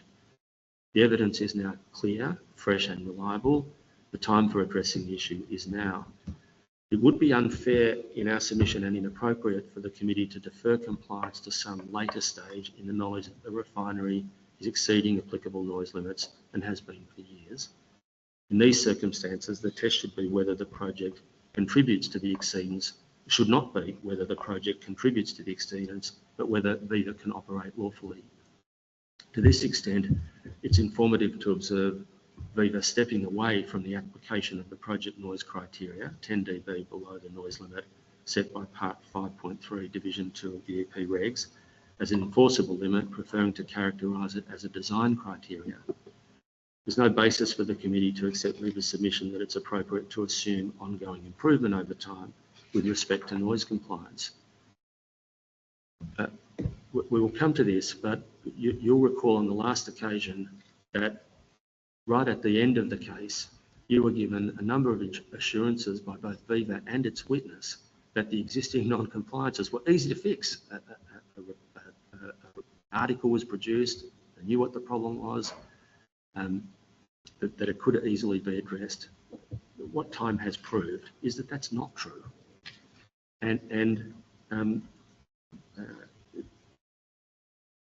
In our submission, a better course is to address the existing noise problem now.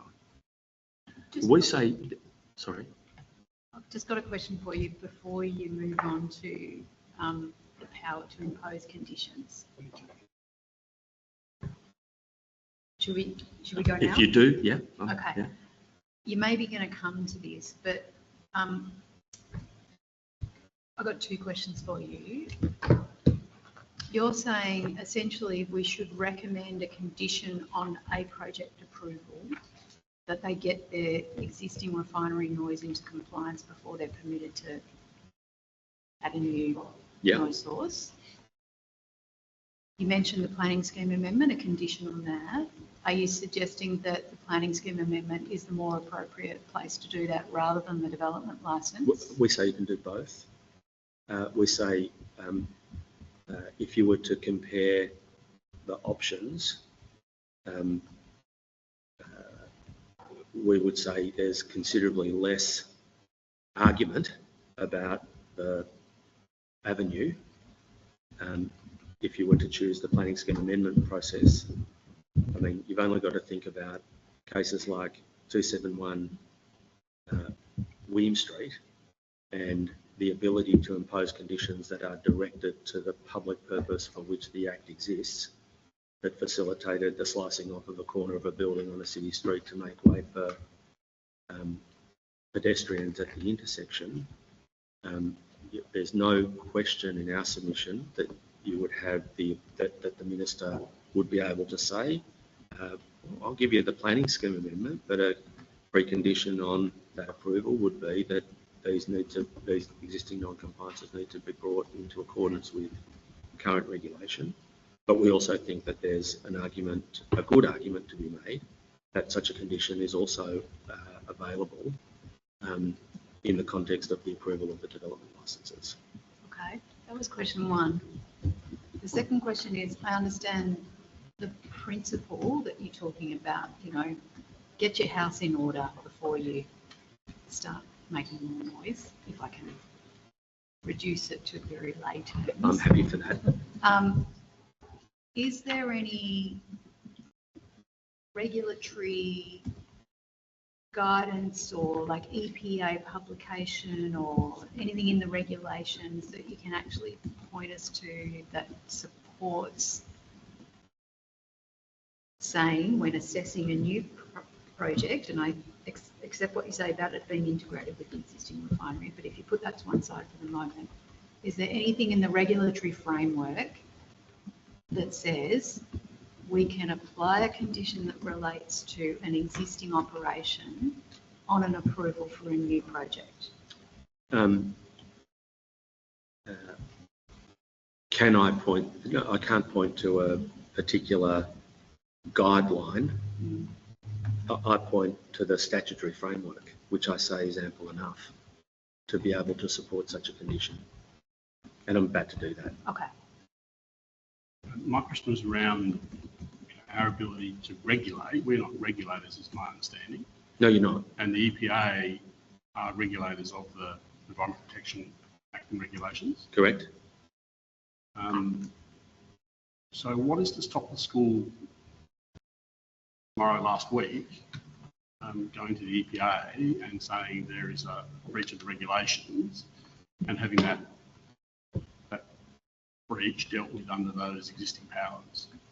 Nothing stopping us going to the EPA. It's not like the EPA doesn't know that this is going on. I'm not sure what going to the EPA would alter if they haven't already taken a step. I mean, they're all practical things. I mean, at the other end of the spectrum, what's to stop us going to the Supreme Court tomorrow, getting an injunction to try and stop them from operating? All on a spectrum of available options, they're all one. That they're all options.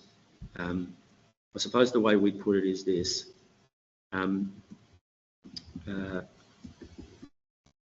Making these submissions to you is one of those options. Your role here is not, you're right, Mr. Bergmeister, you're not a regulator, but you're about to give a very significant piece of advice to government about how to manage this area. And you are aware of a very significant breach of an existing licence in circumstances where what's proposed is a further complex licence, as well as other approvals to be proposed, to be approved.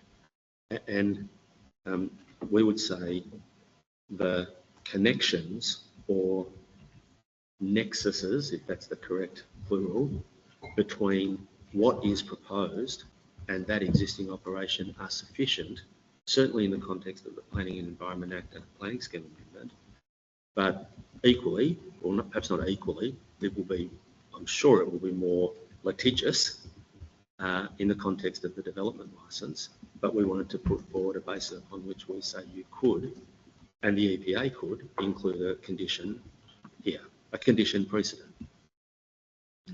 And the reason that we say that is because ultimately enforceability and accountability and such principles are relevant to the exercise of discretion. And when you know that the complexity associated with the measurements and the noise condition in the future will make enforceability that much more complex, that's a relevant matter in determining whether or not the condition is appropriate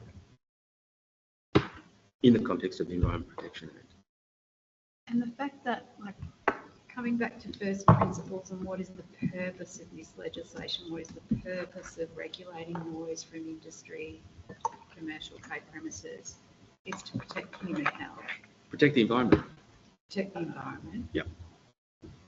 If Viva is saying to us, we can add this additional operation and not contribute to the existing noise level. And in fact, not contribute to what would be a compliant noise level, actually below the existing level. Yes. Because it's not just set at maintaining the existing level, it's set to one that would be compliant with the noise policy. Yeah. Yeah.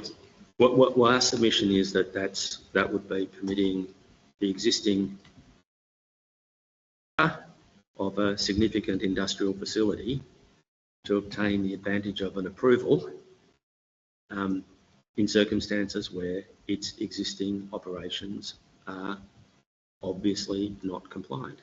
And we don't regard that as, we don't regard the scenario that you've described as a bar, as a legal bar for the imposition of a condition of the kind we've described.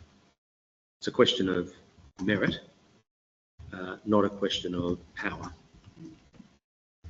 Okay. Thank you.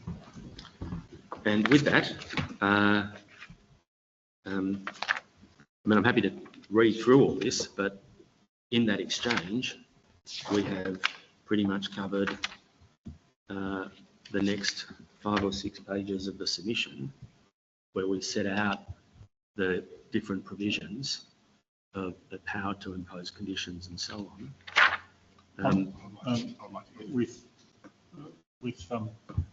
Unless I'm gazumped here, I wouldn't mind being stepped through it. Okay. Yep, in fact, I'd very much I like to think be stepped we through. all want to be stepped Okay. through. Sorry. I'm just conscious of my time and timing, and but I will we'll go through it.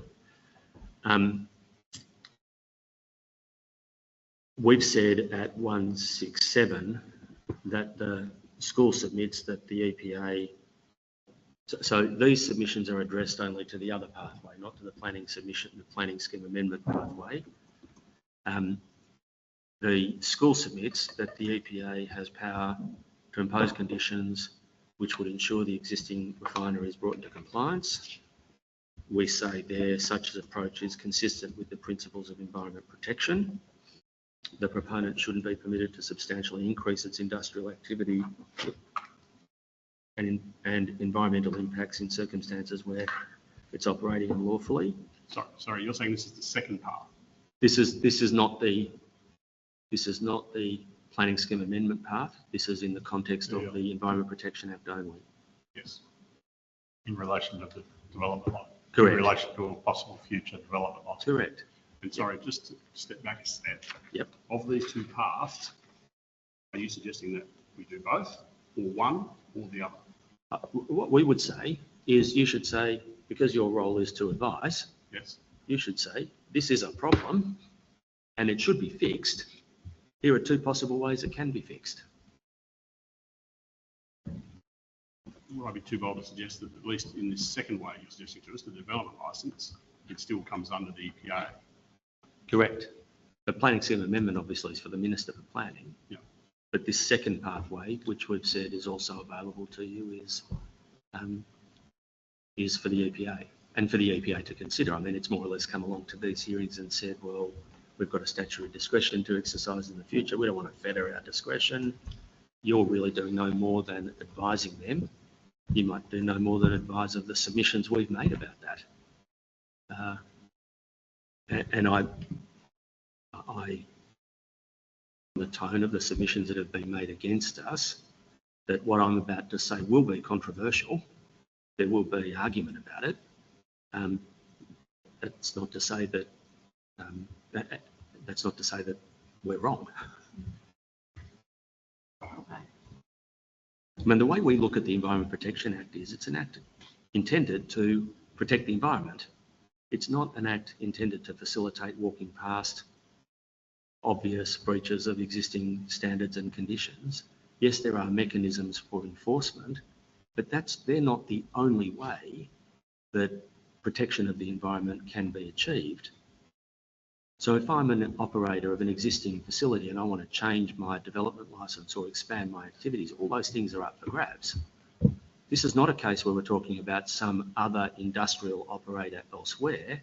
This is a case where we're talking about the same industrial operator who's proposing to do something which involves the existing industrial operations. And yes, it's true that the new activity can be configured in a way such that it won't make a contribution to even if there is a continued breach. Our point is, so what? You're the regulator. The EPA is the regulator of that use. It cannot be the case that an existing breach, and this is what their case comes down to, that the existing breach is an irrelevant consideration in the assessment of the new development licenses. In our submission, it can't be right.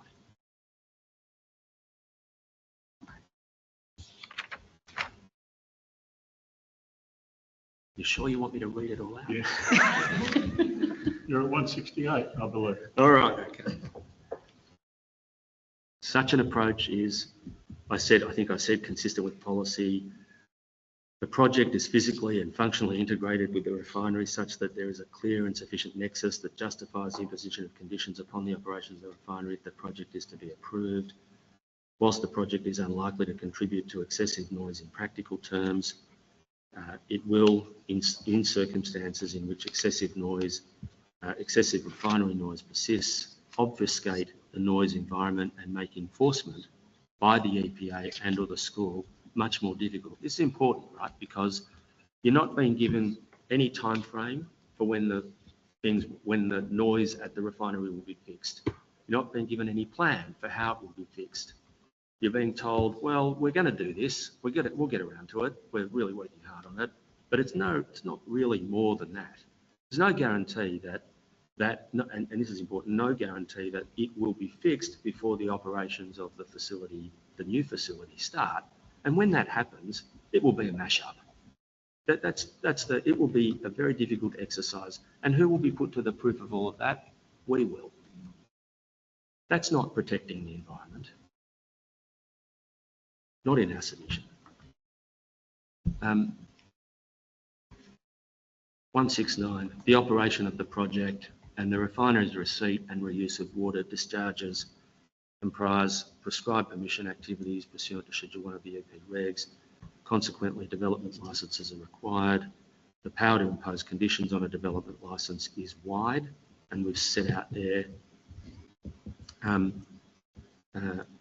power.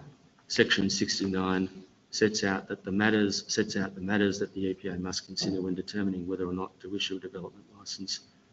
These considerations are also brought in scope, and we've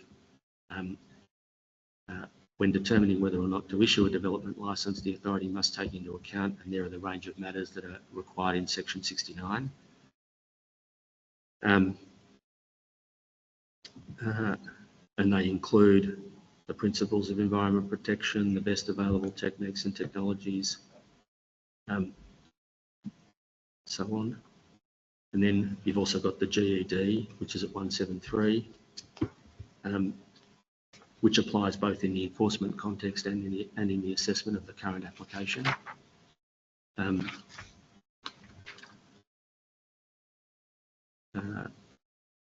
we've cited that there. The GED and related provisions impose an obligation upon business owners to use and maintain plant equipment in a manner that minimises risk of harm to human health and the environment. Section 6 of the Environment Protection Act provides what that is, and I'm not going to read that out unless you beg me to. Okay. Section 11, subsection 2 of the Act provides that the intention of Parliament is that the administration of the Act and the regulations should be given to the principles specified in the chapter, and there we've got all of the principles of environment protection. I mean, the way we put this is, for their argument to succeed, what you're required to do is slice away activities rather than take a holistic view of the environment where there is an opportunity for the regulator to step in and do things. And in our submission, there's no reason why you couldn't do both. No reason why the EPA couldn't say, in much the same way as you would in a planning context, I'll give you a permit on condition you fix this existing situation, but at the same time I'm going to take enforcement action against you so that it's fixed by a certain time. Because ultimately, planning permits and permissions are permissive. They don't compel you to do anything. They really simply say you can do something subject to condition. Our simple point is you shouldn't be allowed to go off and do this thing without having first fixed the other thing. And we say that proposition is consistent with all of these principles, which I really will not read out because I'm sure that you're familiar with them. Can I ask you whether it's relevant to your argument that the way in which this project, the synergies between this project and the existing refinery relate to a different type of discharge? No. Why not? Because, why would it? What you're being asked to approve is not the discharge. You're being asked to approve the development licence. You're being asked to approve the works. So we would say that's not an impediment, and it does not render the existing non-compliance an irrelevant consideration?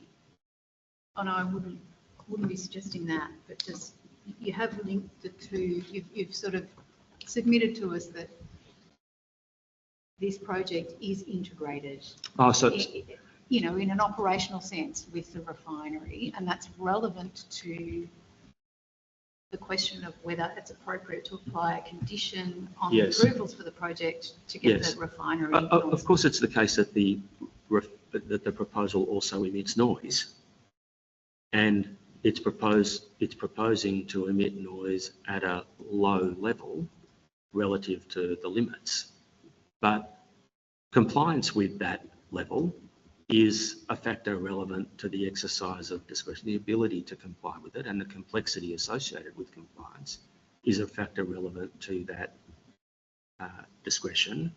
And what is it that makes it complex? The existing non-compliance of the refinery.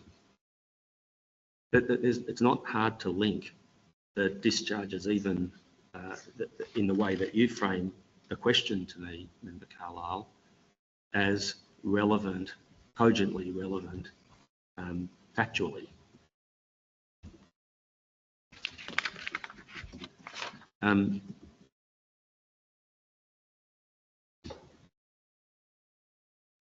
In posing, so we say at 179, the type of condition contemplated is consistent with and will advance all of these principles.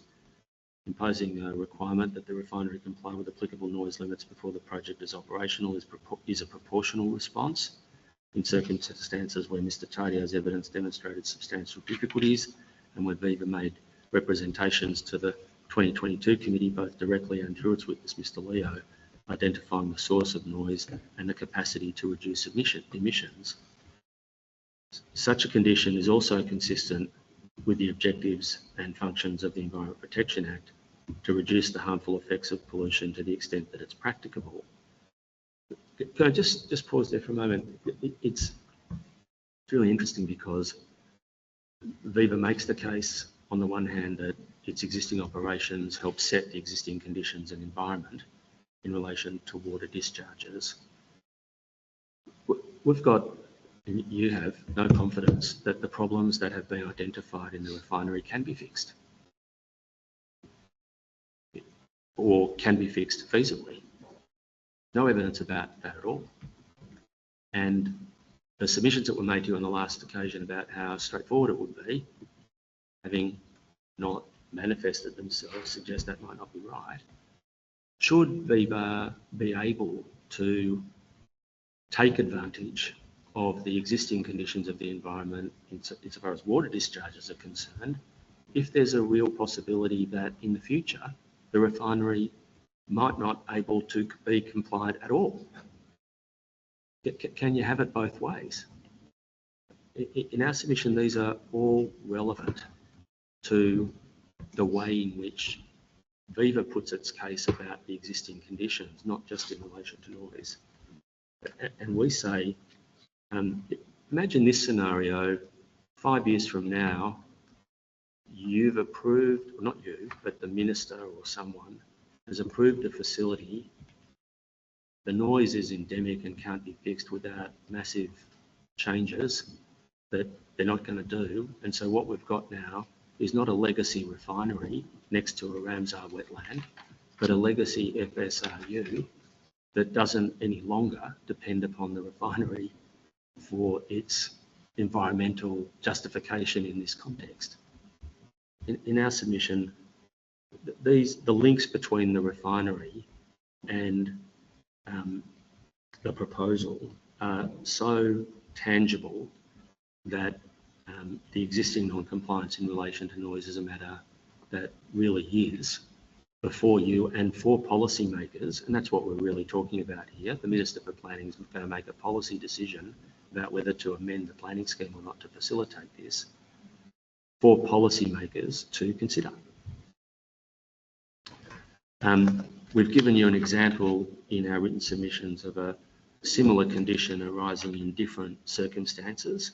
That's in the dual gas case, where there was a proposal to generate syngas at the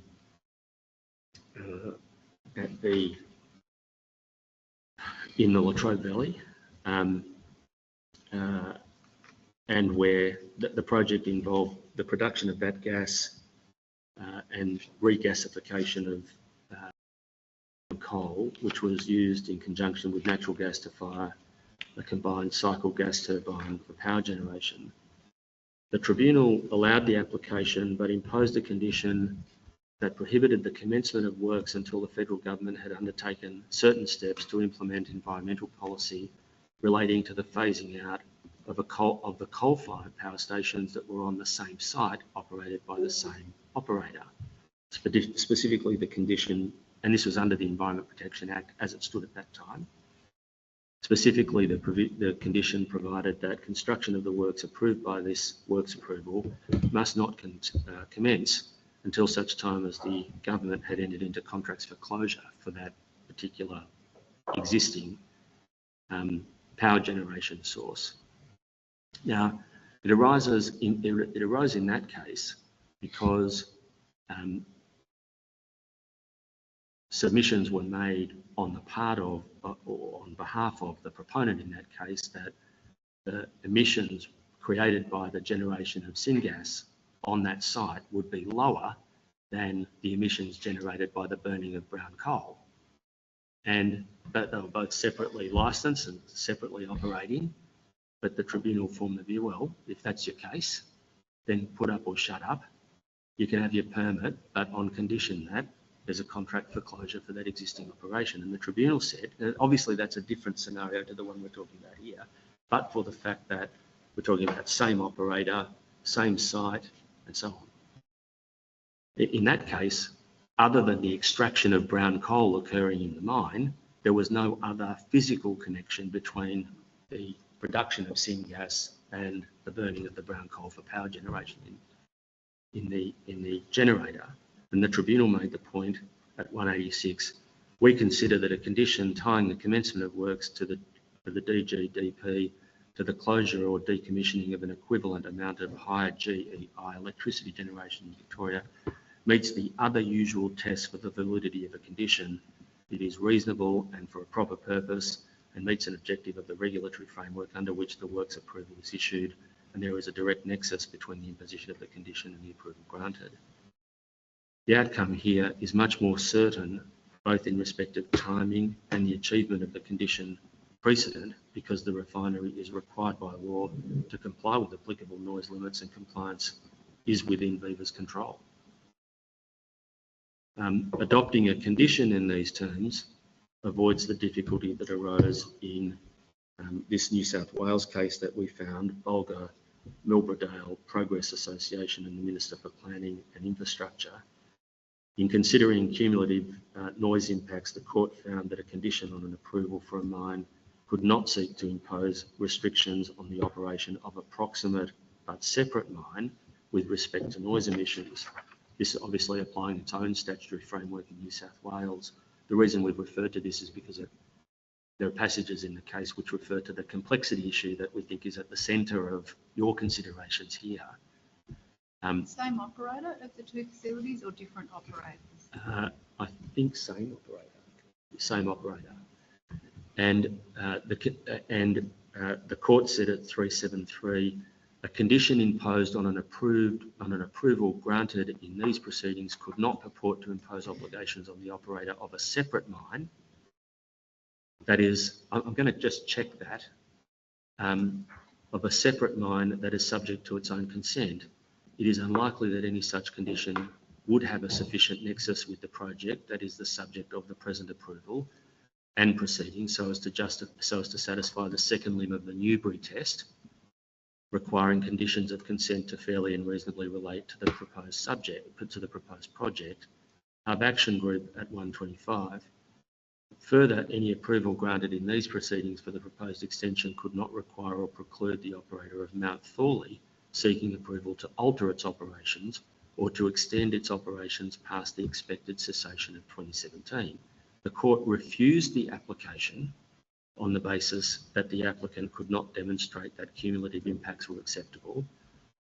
And we're not saying that would be necessarily an appropriate case here on noise alone. The court also made observations about the kinds of problems demonstrating non-compliance once the project was operational, consistent with Mr Tardio's evidence. Even if, and this is the court at 374, even if there were power to impose a condition that required for its practical implementation adjustment to operations of a separate mine, or which depended on the operations of a separate mine in achieving compliance, the difficulty is ensuring compliance with such a condition would be a reason not to impose it. On the evidence before the court, the real-time Barnwell monitors located in Bulga would be unable to distinguish noise generated by Warkworth transferring overburden to Mount Thorley from the noise generated by Mount Thorley.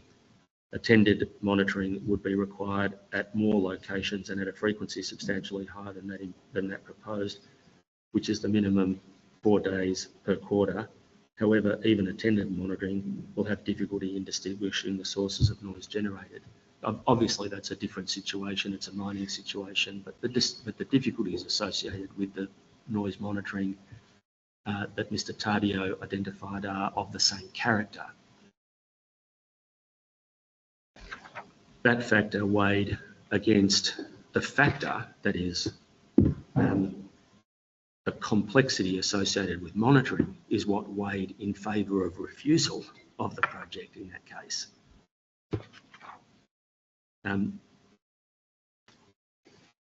Is it right to say that you're not suggesting here that should weigh on a refusal, but on the point that you make that they should be brought into compliance prior to? One or the other. I mean, it's effective refusal.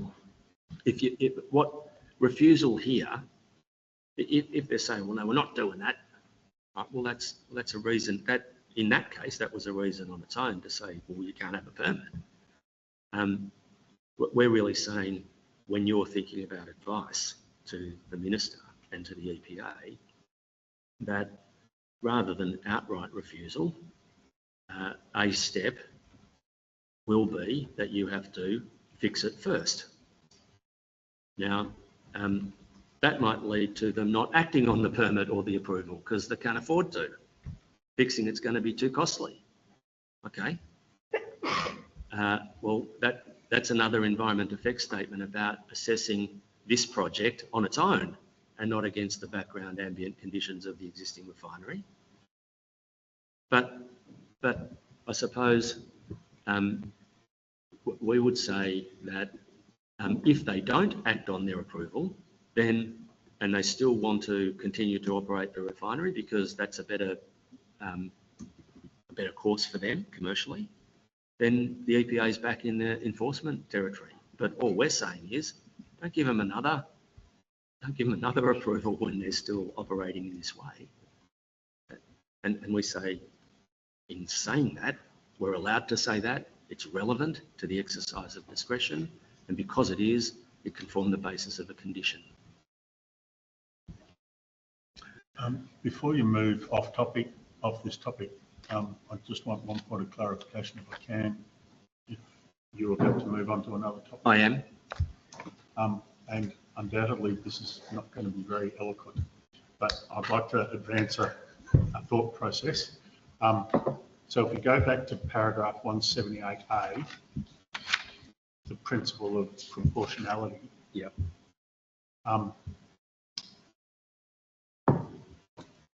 We currently stand on the school site. Yep. And you hear some noise. Yep. That arguably what is, oh, not arguably, what's been put is that noise doesn't meet current EPA requirements. Yep. How relevant, do you think there's a relevant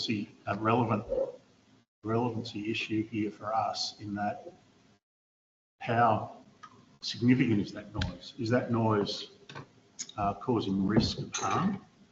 Is it, so that's where I get to. And if the additional noise isn't really going to change the noise environment, how relevant is this principle of proportionality, do you think, in our considerations? It's relevant in that way and has to be counterbalanced against the range of other considerations, including compliance with the relevant noise standards. We're not talking about a minor breach of noise here. We're not talking about the school being the only one affected by it. So it has impacts in different ways in different spots. All we're really saying is, as a matter of principle, granting approval for a new facility to an existing operator who is presently breaching extensively its existing obligations is relevant to the exercise of your jurisdiction, not your jurisdiction, but the jurisdiction of the EPA. And on balance, taking all of the factors into account, including all of the history that I've already referred to, it is a proportionate response. So is the qualitative impact of the noise relevant? Yes, but it's not determinative of the whole question. Thank you.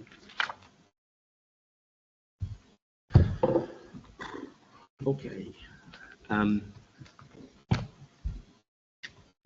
The marine environment.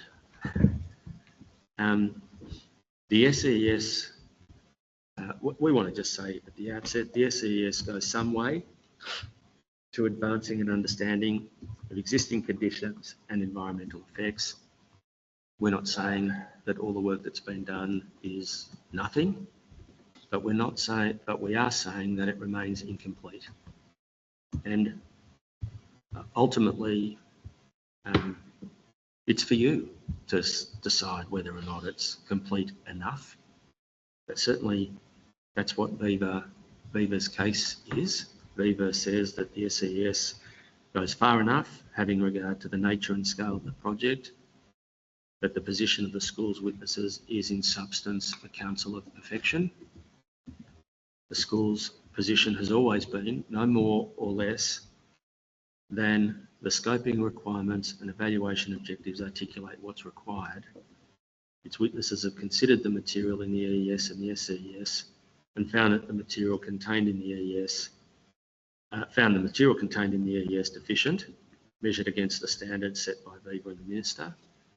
In those circumstances, and given the proximity of the Ramsar wetland and sensitive land uses, the committee should continue to adopt a careful and cautious approach to its assessment of the material and the supporting evidence. The ministerial guidelines state that the EES process is the state's most rigorous and transparent environmental assessment. We would say, so that's what the guidelines say about this process. We would say the efforts of Viva cannot be described in that way. The published SES was approved for public consultation, didn't contain information which it should have contained to allow the community to undertake a proper review. Obviously enough, the 30-day exhibition period was effective only insofar as it provided an opportunity to review an enormous amount of material, only to reveal that important material was missing. We want to talk about hydrodynamics first, because in our submission, that is the best example of this, and is the way in which it's progressed is a matter which we say is irksome.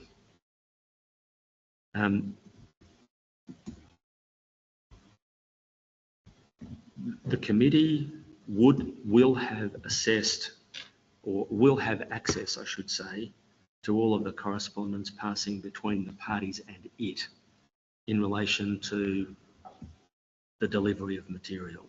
There's a flurry in shots fired, retorts and so on. And as it's happening in real time, it's hard to get a kind of grasp of what's going on. What we've done in this next part of the submission is set out what we would say is what we've done is set out that exchange of correspondence in relation to our request for hydrodynamic materials. I just want to, I want to skip over, because I don't want to read out all of our letters, because you've got them. what we've done is exhibit them, and what we've done is extract them so we don't have to do that. But I'll summarise them in this way. From the very earliest opportunity, we asked for material that underpinned the modelling that had been done, because hydrodynamic modelling is a central component of the marine assessment. And it was the element that Dr. McCowan gave evidence about, which identified significant problems. So we want to know, how had it been done? And we asked on the 6th of November, there was a directions hearing, and then what we got on the 16th of November was STN 01, document 12, which attached two documents, one which was neither of which were included in the SES, one which was prepared before. So the way the evidence went was, well, Dr. Yates prepared this report in February 2024. There was then kind of iterative backwardsing and forwardsing, but there was no actual final report. And then what was produced was a document, the second document attached to STN 01 was a document prepared in, and I'm at paragraph 208, a document prepared in November 2024, which sought to update and record all of the things that had happened between February 2024 and now about the modelling. Well, we wrote about that, and that's at paragraph 209. Feels like 2009, honestly. And we were also, a point of interest is that on the 21st of November, at paragraph 210, the proponent advised us that it had a simulation report for the LNG carrier, but we had to give an undertaking that we would keep that document, that dated the 12th of March 2021. We had to keep that document confidential. We agreed to do that. It's been provided to us. Of course, we now know that there's a further simulation that's been done that we haven't seen in 2023. We finally got... Simulation of what? Are we talking about the Jacobs report there? Or no, we're talking about, just have a look at that document, 210. We requested a copy of the LNG carrier simulation report. That carrier simulation report is a simulation report that a similar report is referred to in the Ports Victoria, in Port Fitz, but a simulation report prepared in 2023. So is it a simulation of an LNG carrier coming into the bay, parking, correct, offloading, and correct, going again? Correct. On 25 November, at paragraph 212, the proponent provided to the school a copy of that report. At 213, we now know from the recently reports Victoria that there is at least one further simulation report prepared in 2023. On 29 November, so we're coming close to the start of the hearing here, the school advised the committee that the failure, well, we wrote to you and told you that we were going to put in a report by Dr. Gard a bit late. So we did, based on the material in STN 01. And Dr. Yates was given leave to put in a witness statement, which he did, filed on the 5th of December after Dr. Gard's report. And then there was a conclave. So the way that the school has had to deal with an issue of really critical importance in the last hearing is that a good chunk of the material relevant to the question wasn't in the SES at all. It wasn't actually documented in one place until November 2024 and provided to us on the 16th of November. We put in a statement saying, well, there's still stuff in here that isn't complete. Then Dr. Yates finally puts on a statement and there is a conclave. There are some further concessions made by Dr. Gard, but Dr. Gard raises residual concerns, one of which is the adequacy of the model calibration, particularly in relation to waves I'm going to come to that in a minute. That background is relevant to the criticisms that might be made of Dr. Gard. It's also relevant to an underlying principle of this kind of process, which is that it's about trying to engage the community in understanding whether or not the environmental effects have been adequately dealt with. We are the most resourced objector or submitter in the case. We've committed resources to get expert advice, and this is how it's unfolded, is the short point, right? It doesn't decide one way or the other what you do, but it does in our submission, it should in our submission give you a moment of pause. This has all been done on the run. So when Dr. Gard misses something, and it's like, oh, you missed the report, you didn't ask for it, you're the only one who's asked for it. I mean, that's just not fair. So let's go to the EES findings on hydrodynamics. Hydrodynamic modelling of the construction and operation phases of the development is a central component. Hydrodynamic modelling underpins the EES in 2022, was found to be completely unreliable. The selection of wind data was questionable and the model failed to calibrate across key areas. The committee made a number of recommendations in relation to further work. In these hearings, Viva have sought to characterise that further work as refinements, as though to suggest we think that the original work was close but just needed to be tweaked. With respect, that's not a fair characterisation of the deficiencies of hydrodynamic modelling undertaken as part of the original EES. What was required was a root and branch re-examination of key model inputs.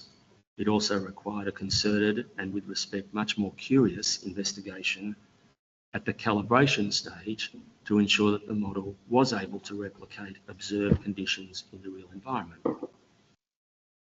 The school accepts that Dr. Yates has undertaken some of that work and that there is now a more reliable data set available in relation to wind and more consistency in the model's prediction of currents. But there remain gaps, and that's all we're saying, that's all Dr. Gard is saying. And questions as to methodology in the treatment of the effect of waves. Viva asserts that Dr. Gard was the first person to raise this issue, and that's why it's dealt with by Dr. Yates in the way it was. It says that the issue was not raised in the EES process in 2022, that the further work identified in Table 1 does not discretely raise waves as an issue, and that it is only Dr. Gard's evidence raising the matter at a late stage which brings the matter into question. With respect, that assertion isn't correct. In his evidence in 2022, Dr. McGowan raised a number of matters of concern in relation to the veracity of the hydrodynamic modelling. And here we've quoted directly from his statement. He said, my main interest in the description of the existing conditions is in how well the EES and its supporting documentation describes the physical phenomena of interest. And the last one is waves. Dr. McCowan explicitly dealt with waves at paragraph 5.5. CEE notes that Corio Bay has a short fetch and so wind-generated waves are seldom more than a metre. CEE also notes that waves break on shores and shoals and cause local mixing, erosion and sediment transport. No further consideration appears to have been given to wave action in the EES. With respect to wave action, I note that the project area and the coastline to the north and northeast can be subject to waves generated by winds coming from the southwest through the east. Further, I note that moderately strong winds of 10 metres a second or 20 knots could be expected to generate waves with significant heights of around 0.5 and waves of around 2.5 seconds, and wave periods of around 2.5 seconds. These waves would be sufficient to cause resuspension of sediments deposited in the shallow and in the tidal areas and to the north and northeast of the project area. It's true that this deficiency was not picked up by the committee as a recommended area for further work. But it could not be said that this issue was raised for the first time by Dr. Gard. It also cannot be said that it did not amount to a gap in the EES as published in 2022. And there I'm using the word gap deliberately by reference to the way the Ministerial Direction 1 is framed. It squarely falls within the scope of the recommended further work set out in Table 1 of the Minister's Directions for the SEES as a gap, even if it does not explicitly fall within the enumerated areas of recommended further work. Dr. Gard accepts that the hydrodynamic model allows for the effect of waves in bed shearing and resuspension. Dr. Yates, he does do that. What Dr. Gard raises is a question of methodology. Dr. Yates, in allowing for it, has used a methodological process which involves calculating the effect of waves on the seabed, derived from studies undertaken in the United States for lakes. The precise manner in which this methodology was deployed was not evident until 5 December, when he filed his witness statement. In making the choice to calculate an input in the model for bed shear, Dr. Yates eschewed the use of a spectral model, which Dr. Gard regards as both common and best practice. Dr. Gard's residual criticism is that there's no evidence that the model correctly predicts the wave effects. There is no evidence that the wave-related forces predicted by the model are the correct magnitude.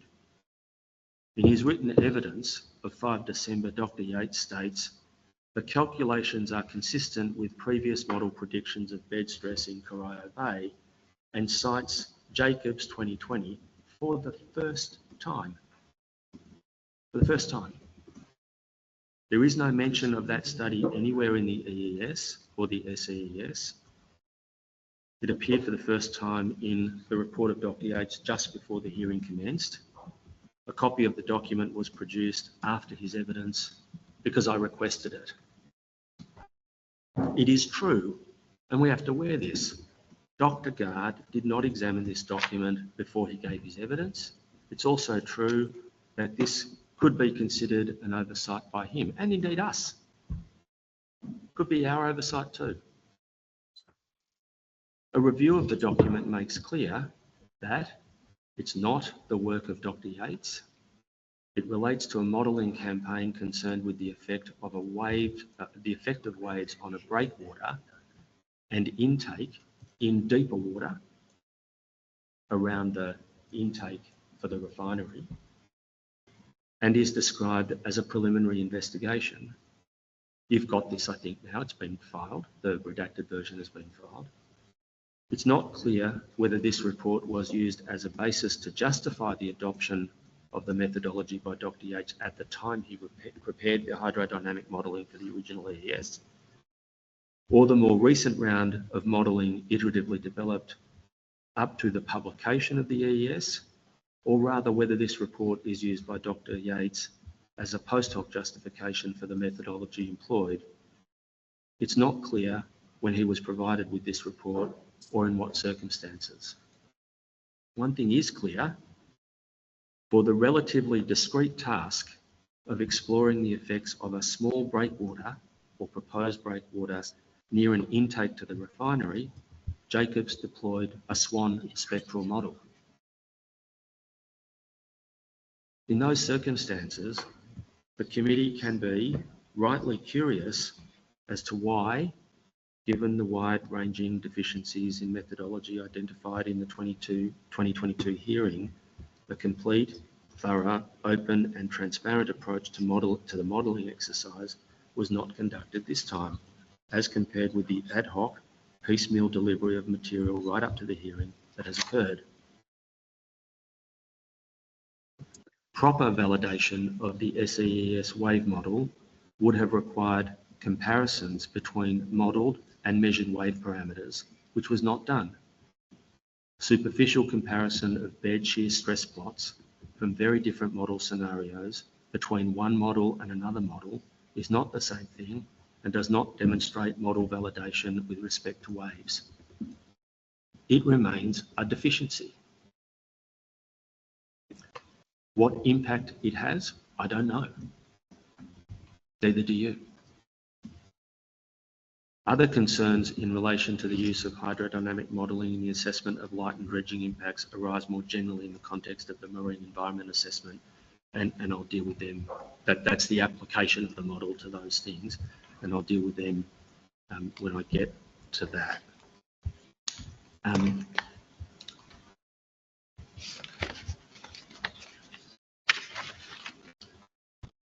now going to move to marine ecology, and I'll spend the next little bit of time dealing with another construction issue before I get into the guts of the issues.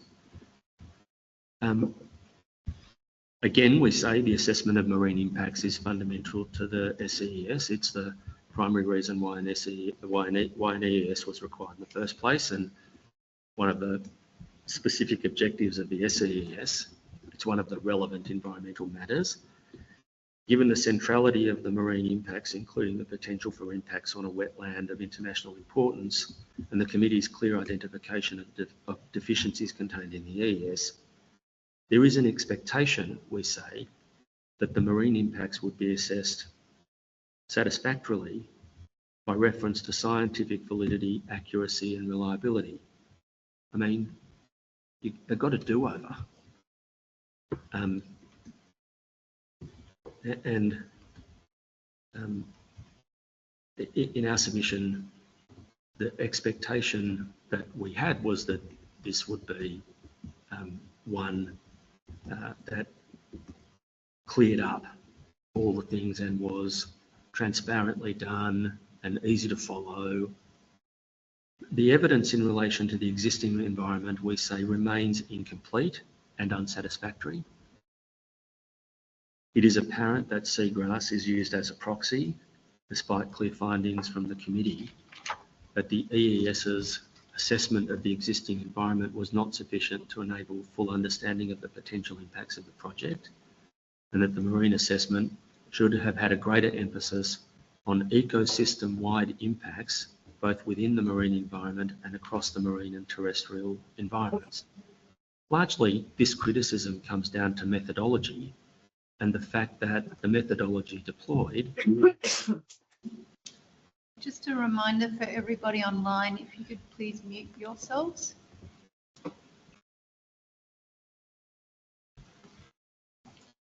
And that the methodology deployed leaves what in our submission remain unsatisfactory gaps given the tasks set by the scoping requirements.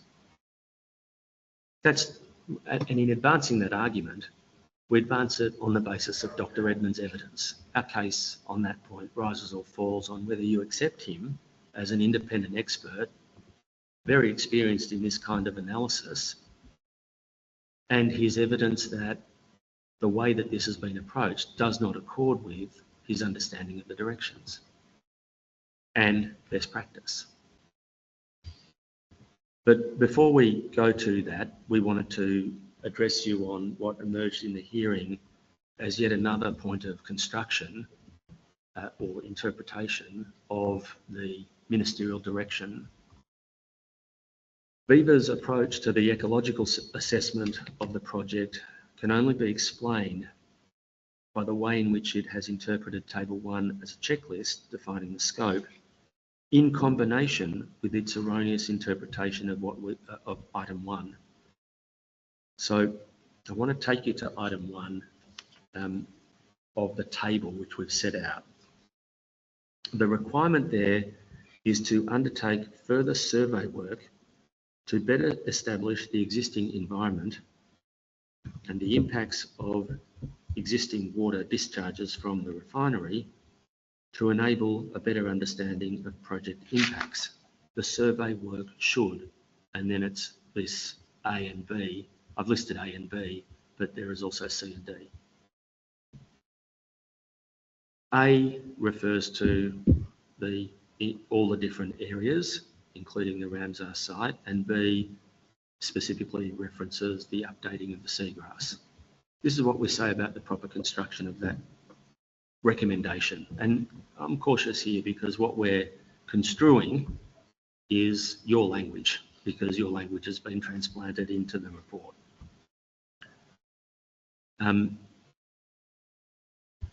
First, The requirement to undertake further survey work is for the separate and distinct purposes of better establishing the existing environment and the impacts of existing wastewater discharges from the refinery to enable better understanding of the project impacts as a whole.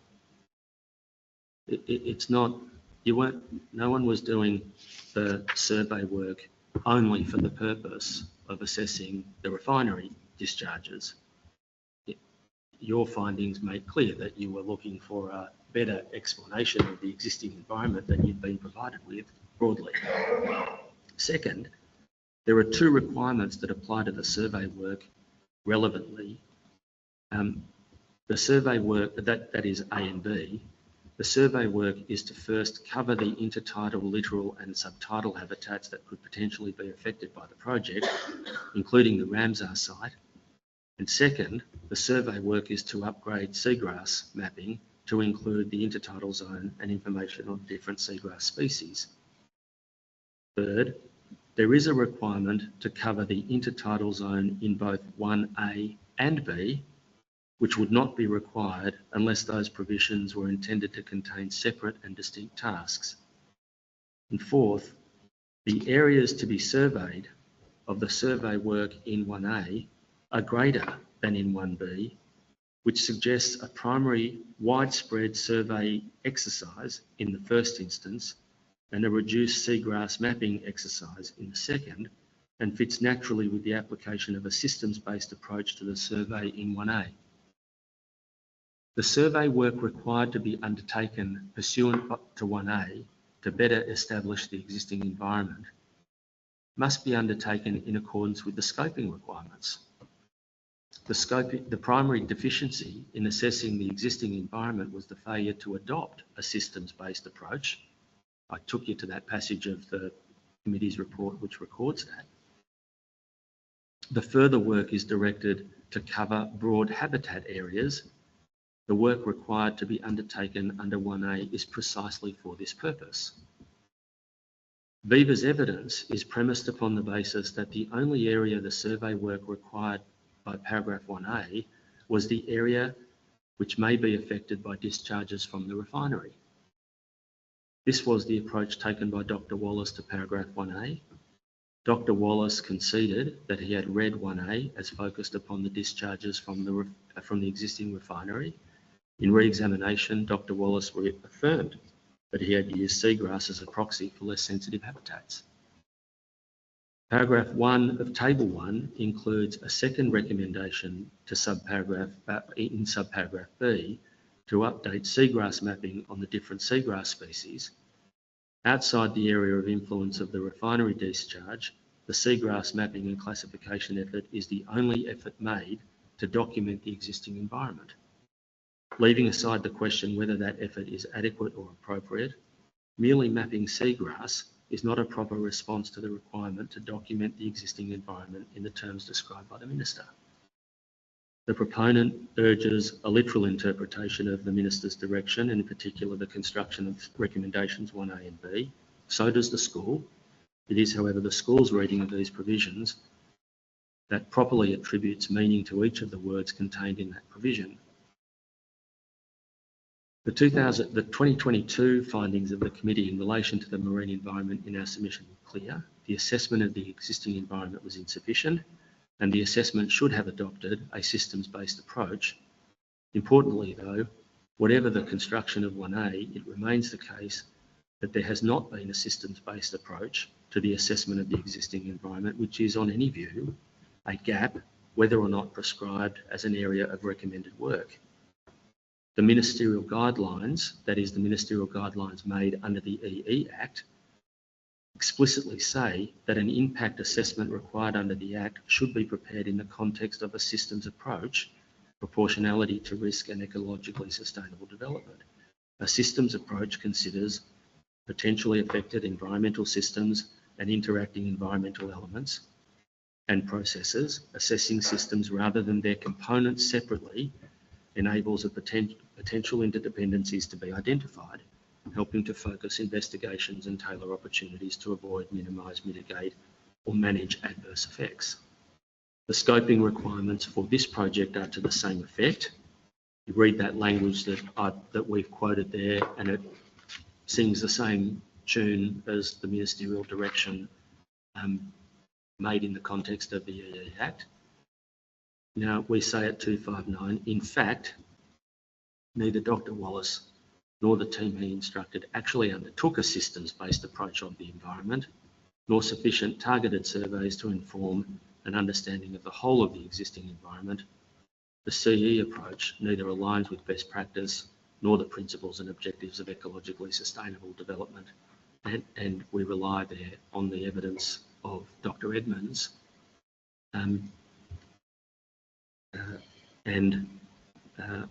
That takes me to a new part, and I wonder, it's 12 minutes to 1.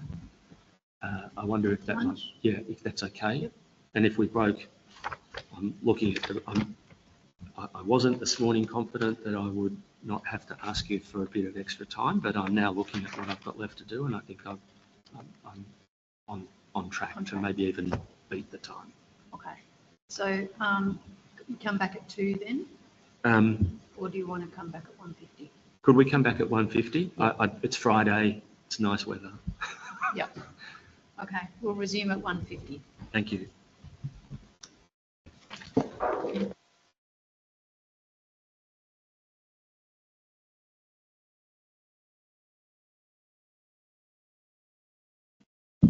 Okay. Now, just before we go back to the school submissions, we're going to be back here on Monday for closing submissions. But if anyone wants to leave anything here over the weekend, this room is not secure, but we can organise secure storage. You just need to let Georgia know if you want to leave anything over the weekend. Thank you. Okay. You're at page 12, is that right?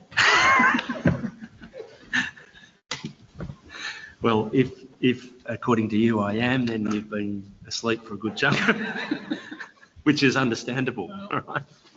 I have paragraph 261, Mr. Quinn. Correct. I've obviously been paying attention. We're about to embark upon some of the evidentiary issues in the marine ecology case. And what I'm going to do at the outset is say, look, you've heard extensive evidence about these matters over a number of days.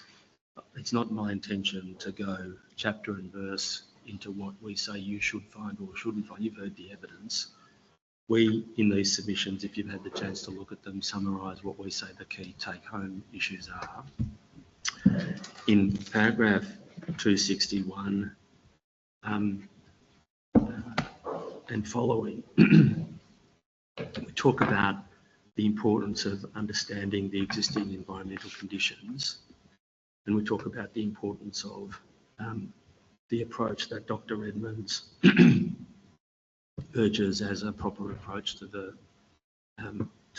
scoping requirements and the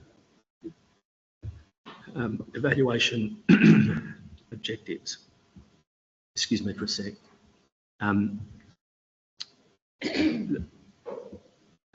One of the features of the case advanced by the school is that it engaged Dr. Edmonds to undertake surveys of his own. And he identified numerous species that should have been considered in the context of the EES but were not, and should have been in the context of a systems-based approach. We understand the proponent's argument to be that the approach of Dr. Edmonds is just one approach. They're not saying it's an invalid approach, just one of many assessment tools that can be substituted by others. Substituting a simplified or less sophisticated tool might be appropriate where the environment is not as complex or sensitive, but that is not the case here. And I'm at paragraph 266. The proponent has sought to denigrate the approach and substance of Dr. Edmonds' review of the SEES we would start by saying, as we've said already, that Dr. Edmonds is a very qualified expert in this field with extensive experience in this part of the world. And is an expert as a marine ecologist who's given evidence before this hearing and before the EES hearings. Dr. Wallace conceded that he wasn't and didn't enjoy the same expertise as Dr. Edmonds. And it's our submission that in the course of his evidence, he strayed into topics which were really in the province of the expertise of others. Dr. Edmonds has expressed seriously held concerns about the appropriateness and completeness of the work that comprises the SEES. Dr. Edmonds' assessment again cast doubt upon the efficacy and reliability of the conclusions drawn in the SEES as it relates to hydrology and ecology. Edmonds' evidence has demonstrated that there remain significant information gaps in the assessment. He describes the assessment as overly narrow and superficial in approach. He observed that there is an expectation that the supplementary information is accurate and precise, and if not, the limitations and uncertainties of the information is also made known to the regulatory authorities. Dr. Edmonds concluded that the environmental effects appraisal was incomplete and not all of the Minister's directions were addressed based on the following key findings. And we've set out there what those key findings are, and I don't propose to read them out to you. Now, the committee is ultimately tasked with assessing the significance and acceptability of those environmental effects. And what we say is that if the evidence of Dr. Edmonds is accepted, then at the very least, these deficiencies must be reported to the Minister in the advice given by the committee. At the very least, Dr. Edmonds' evidence remains as a significant qualification on the ability of this committee to declare that the environmental effects which may flow from the project are acceptable. In our submission, even if you were to think that Dr. Edmonds' evidence is affected by some doubt, it's in our submission impossible for you to treat Dr. Edmonds' evidence as totally overcome by all of the evidence advanced by Dr. Wallace. There must be, based on the evidence of Dr. Edmonds, some residual doubt that you have about the way in which this process has been undertaken and the veracity of the conclusions that remain. Assertion on the evidence that's before you.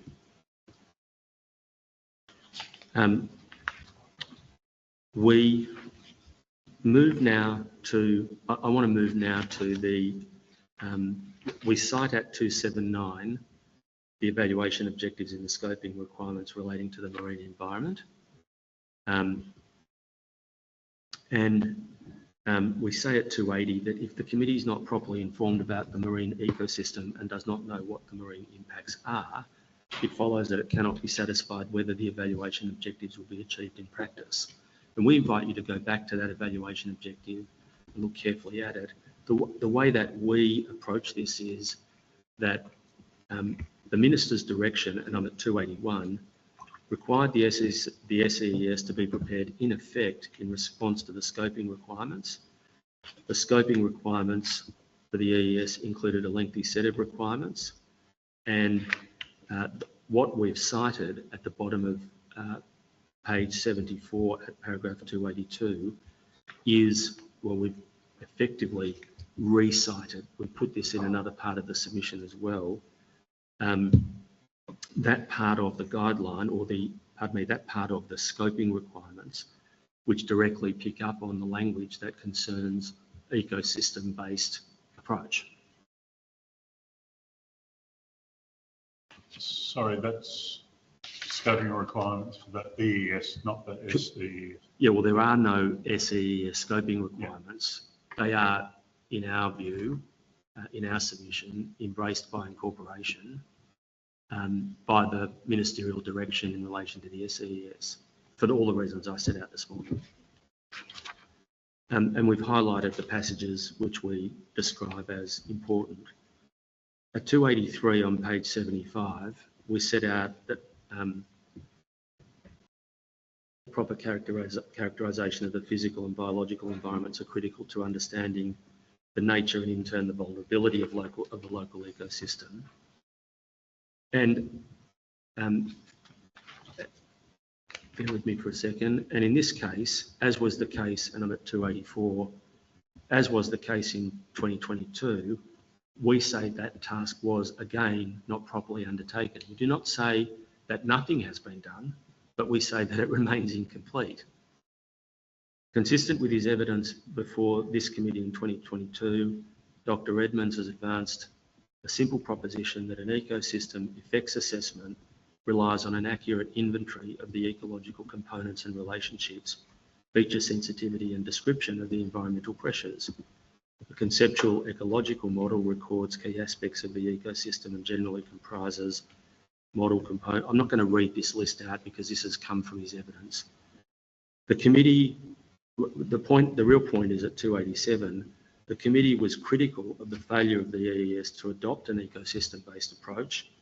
And here we say, here we cite the committee report, ecosystem-based management is a guiding principle of the MACA. And of course, that's something that you have to be cognizant of because you're giving advice in the context of the evaluation objectives, which expressly ask you to look at what the particular framework might be in the legislation, which will be the subject of future approvals, or the guiding framework for future approvals that are applied for. The marine assessment should have had a greater emphasis on ecosystem-wide impacts, both within the marine environment and across the marine and terrestrial environments. There are deficiencies in the scope of the EES's assessment of impacts to the marine environment, including in relation to the intertidal zone. While the gap in relation to marine birds was addressed after exhibition, the gaps in relation to the intertidal zone have not been fully addressed. We say those defects have not been remedied. The SEES and EMF did not consider principles of ecosystem-based management and were not informed by a proper conceptual ecosystem model. The diagrammatic model included in the SEES only served to highlight the inadequacy of the approach as it missed important ecological components, and we've listed there those which were highlighted by Dr. Edmonds. Dr. Wallace, you'll recall in his evidence, produced another diagram. That diagram did not substantially add to the model, notwithstanding the provision of new material that sought to identify pathways of impact, but still missed migratory birds. Dr. Wallace sought to explain how certain ecological components made it into the SEES, whilst others did not. Was only able to say that there were inter office memoranda and discussions about such matters. To date, the process for inclusion or exclusion of elements of the environment remains opaque. Dr. Wallace decided, and he was drawn on some of these matters in the course of exchanges with you, but to be frank, that's you interrogating the author of a document that should have had this material in it in the first place on a day in a hearing that's about investigating whether or not the statement of environmental effects is adequate for the purposes of undertaking an assessment. In a process sense, that's deeply problematic. The SEES did not model or provide information on how the respective components of the ecosystem relate. Dr. Edmonds identified key ecosystem functions that should have been investigated and explained in the SEES. A proper understanding of these relationships is necessary to consider impact pathways and assess environmental risk.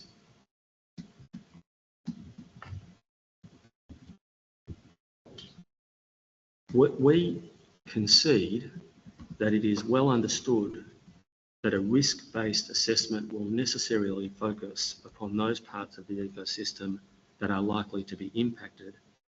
However, it's first necessary to understand the existing environment, and then and only then can the assessment proceed to impacts. It's the first step that was missing in 2022, and it remains, I've said missing here, but let me rephrase that, it remains incomplete here. For the avoidance of doubt, we say at 297, the school accepts that seagrass is a dominant and important part of the ecosystem. That said, Nothing about the Minister's directions for the SEES or the broader legislative and policy framework justifies focus upon that one species in a way which would operate to displace a proper assessment of the ecosystem. Biological or ecological impact assessment requires the consideration of the complete range of the relevant dominant and functional components of the system. This provides assurance that the impact assessment does not misidentify or exclude important considerations. This is affirmed, we say, as is implicit in the committee's findings in 2022 by Section 9 of the Marine and Coastal Act, which we cite there.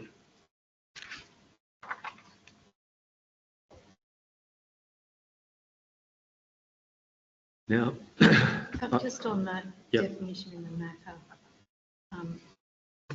the legislation doesn't define a coastal planning and management system, does it? no, but none of that would suggest that none of that doesn't. I'm just about to give two negatives.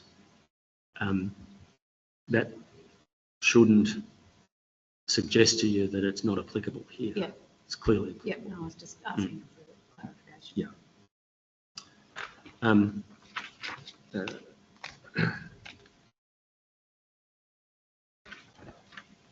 Just bear with me for a minute because over the next passages from paragraph 300 to 311, it seems to us that we round out the points that I've just made, and I'm not going to read them out to you. I'll take you straight to 312. What was required and what should have been undertaken is a systematic approach to the assessment which sought to identify and understand uncertainty across the full range of variables.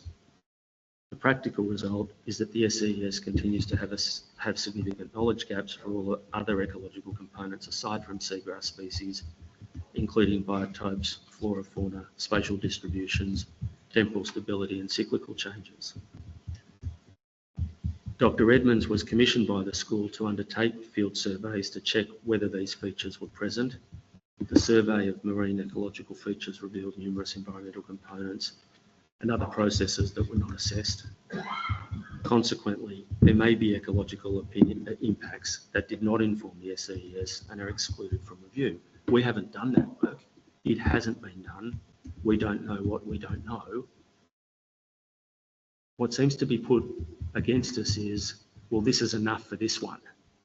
And we don't read the scoping requirements as suggesting that to be the case.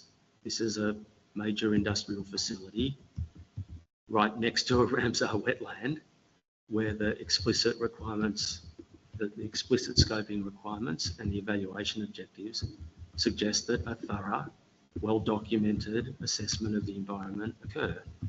This is not a repeat of channel dredging in the Corio Bay location. The works to be done here are closer to the Ramsar wetland than any of those earlier works. It's just different. And if it were thought that we didn't need to worry about this stuff because it had all been done before at much larger scale in a different context, then why would this EES even be required? But the approach that seems to be taken here is, well, this is relatively minor compared to what has happened before.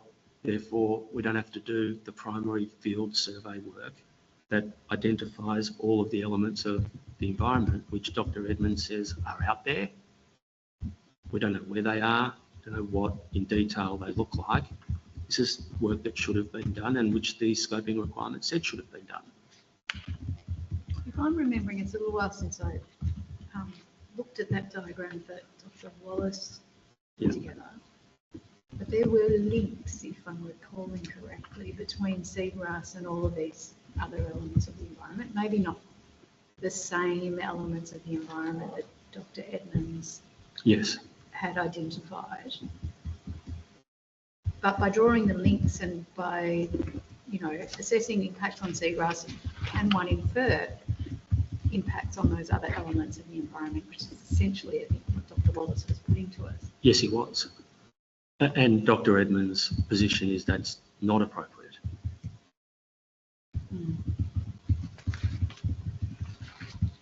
We don't, as I suppose it depends on your philosophy of it all in the end, but we ought not assume in the context of environmental assessment what those relationships and linkages are without knowing what they are. And that's what the ecosystem-based approach requires. Let's have the evidence. And it's, in terms of talking before about proportionality, it's not that hard.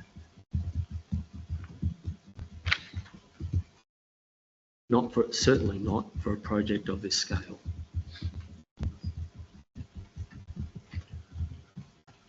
The proponent submits that an ecosystem-based approach is wholly unnecessary and that there are a range of tools that are capable of informing an understanding of the ecosystem. To be clear, the assessment in the SES is not an ecosystems-based assessment because it targets a small number of ecological components. Further, an ecosystem-based approach is not a tool. It's an important step to provide requisite information for sound environmental and natural resource management. Its focus is the ecosystem as a whole, not the way in which information about that system is obtained. An ecosystem-based approach does not require each and every element of the ecosystem to be investigated in detail. Rather, an assessment will consider the range of components that contribute to the operation of the ecosystem. The EES process is directed to projects that pose a substantial risk to the environment. They are the highest order of assessment under Victoria's environmental protection regime. It might be the case that in respect of lower risk proposals, a targeted assessment of proxy species might be regarded as adequate, but not for a project of this scale and potential consequence, and not in a location that is next to the wetland. This is not a case where a more tailored or pared back approach was contemplated by the scoping requirement, nor is it acceptable. The targeted approach in this case was not transparent in the EES or the SES. There was no objective rationale or evidence base to support the selection of seagrass as a suitable proxy for the whole ecosystem. For the avoidance of all doubt, nothing about the Minister's direction in 1A or B can justify any conclusion that anything other than a systems-based approach was expected to inform the SES, and that's for the reasons we advanced earlier about the proper construction of those recommendations of yours.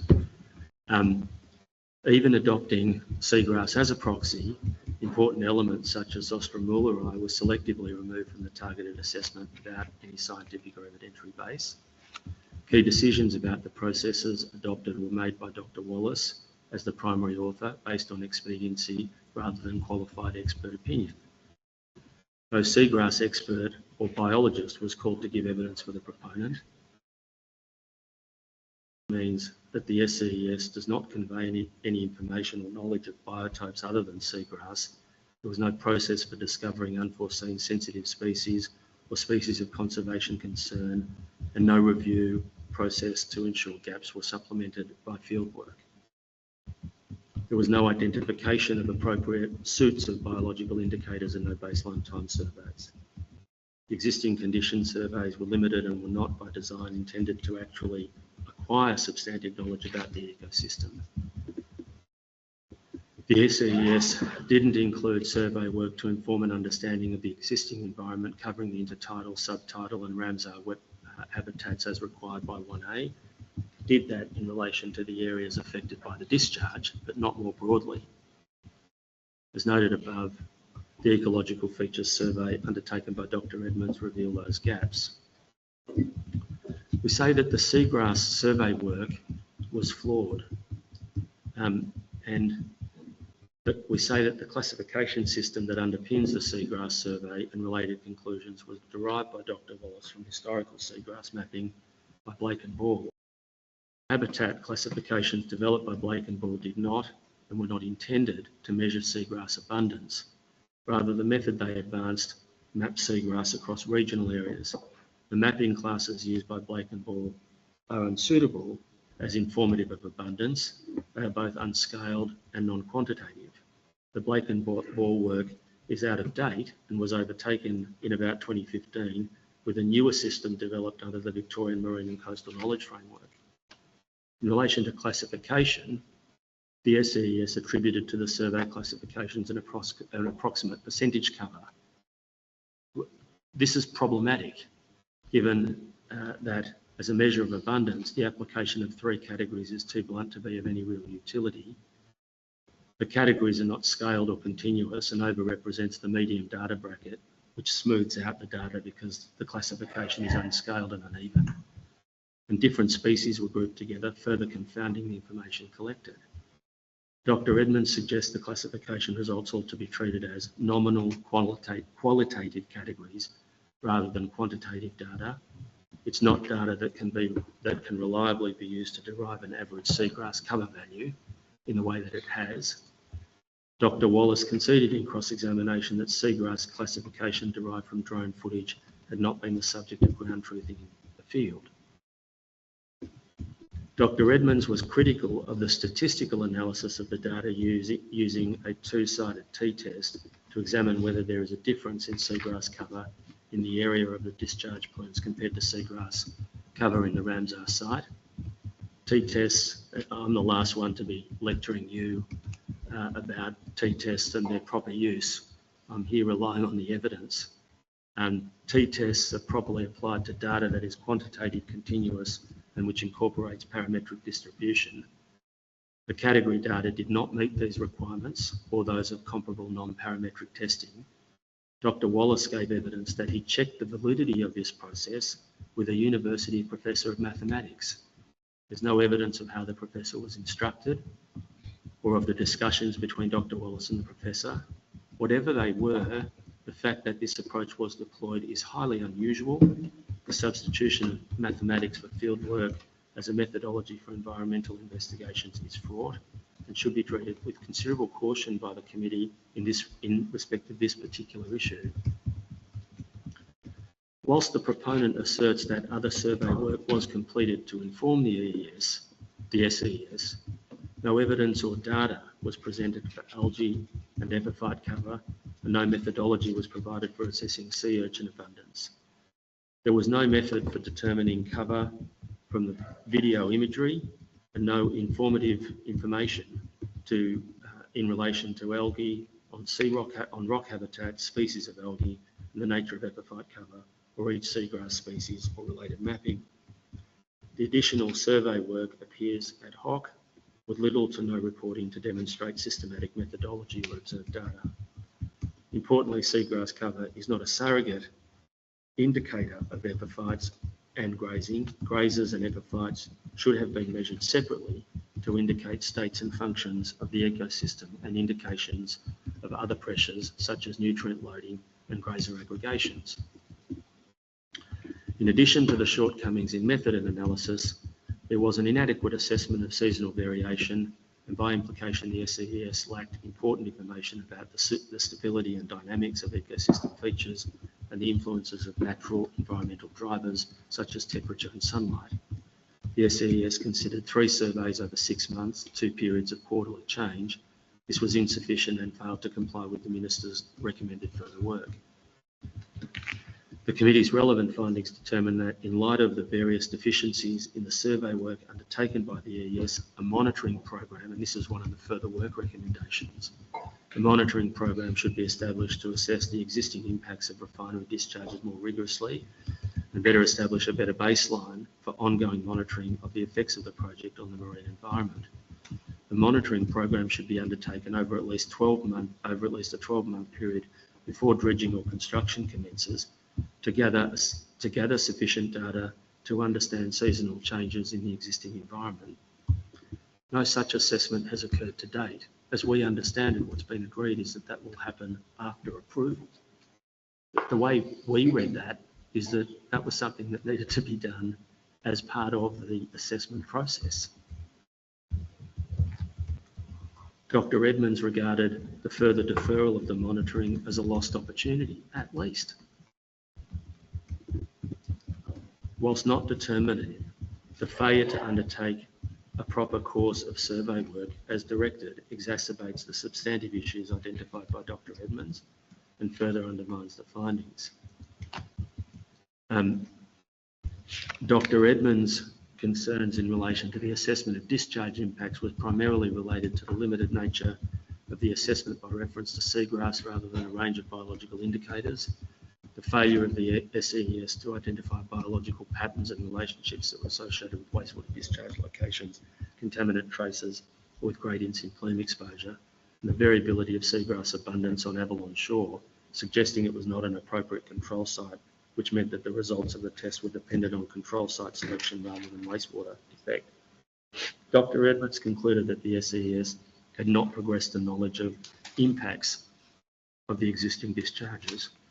Dr. Edmonds appropriately conceded that the operation of the SFF,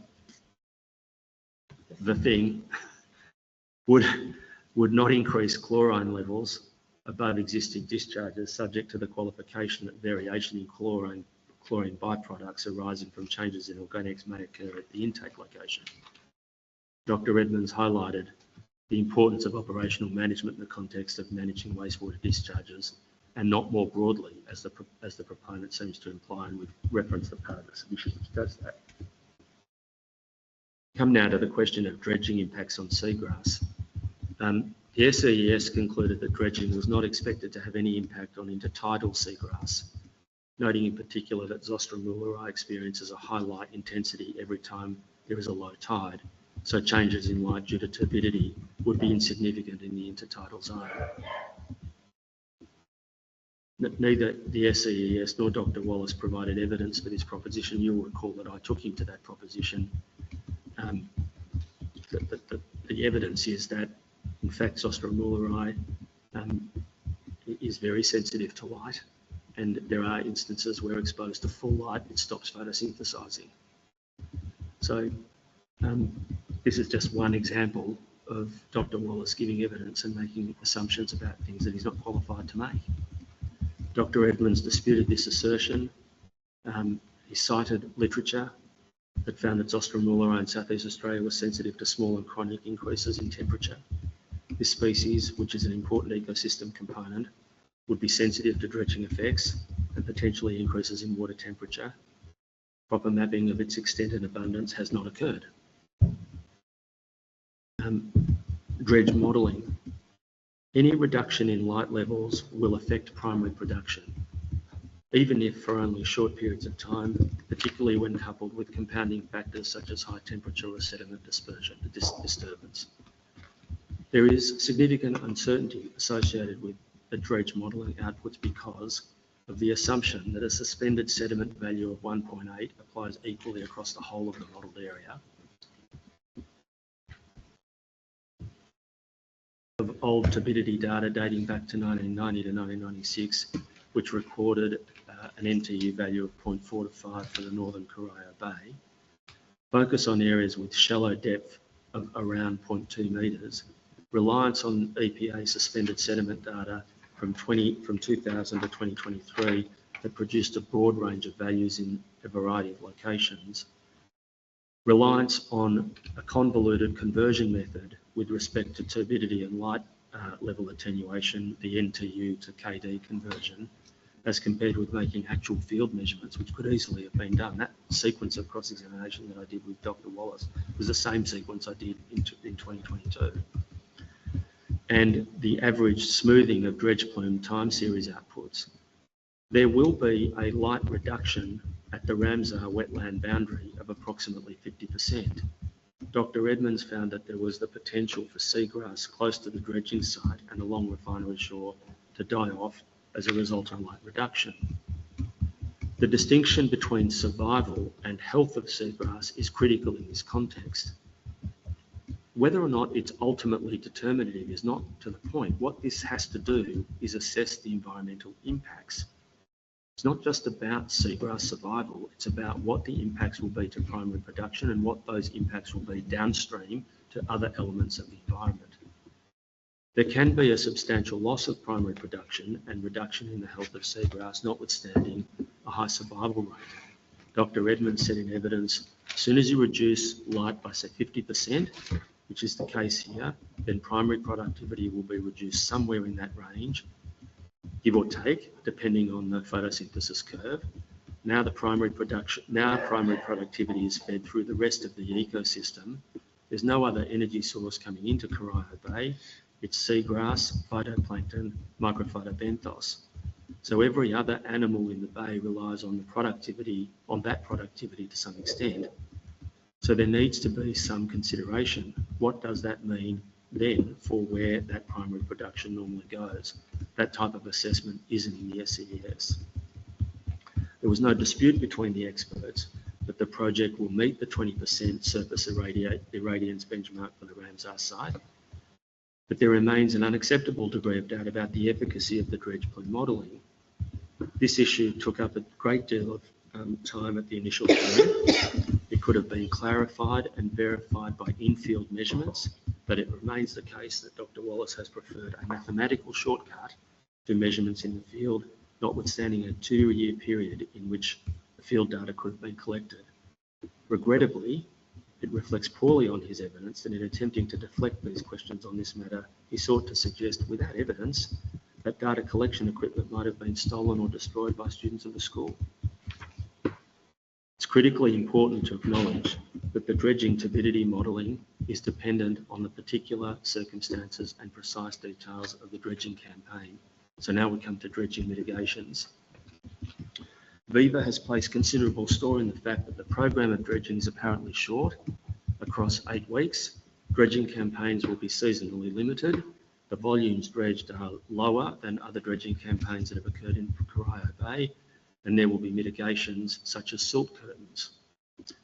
The only evidence on the effectiveness of silt curtains and the locations in which they should be deployed is Dr. Wallace. His evidence depends upon inquiries made of Boscalis, a dredging contractor. In 2022, Dr. McCowan gave the following evidence at page 25. CEE 2022 state to limit the impact on seagrass near the dredging site and also limit the effect of turbid water on the refinery cooling system, a silt curtain is recommended for installation between the dredging area and the intake to mitigate the effects of dredging. In response to this, I note that silt screens are frequently not as effective as they're supposed to be. They are best used at the dredge site, where they will be most effective. They are less effective in waves and are susceptible to wave damage, particularly in shallow water, such as at the refinery intake or adjacent to the seagrass beds. I also note that although the backhoe dredger could operate within a silt screen, it would be impractical to enclose the hopper barge overflows within a silt screen. The only practical option for mitigating the effects of barge overflows would be to not allow the overflow in the first place. This could have significant cost implications.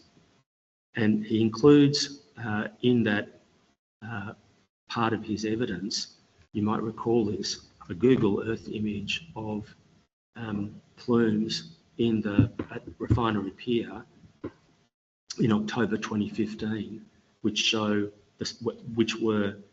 he says there the plumes are quite extensive, even though there appears to be a silt screen in place, and that's set out in his report.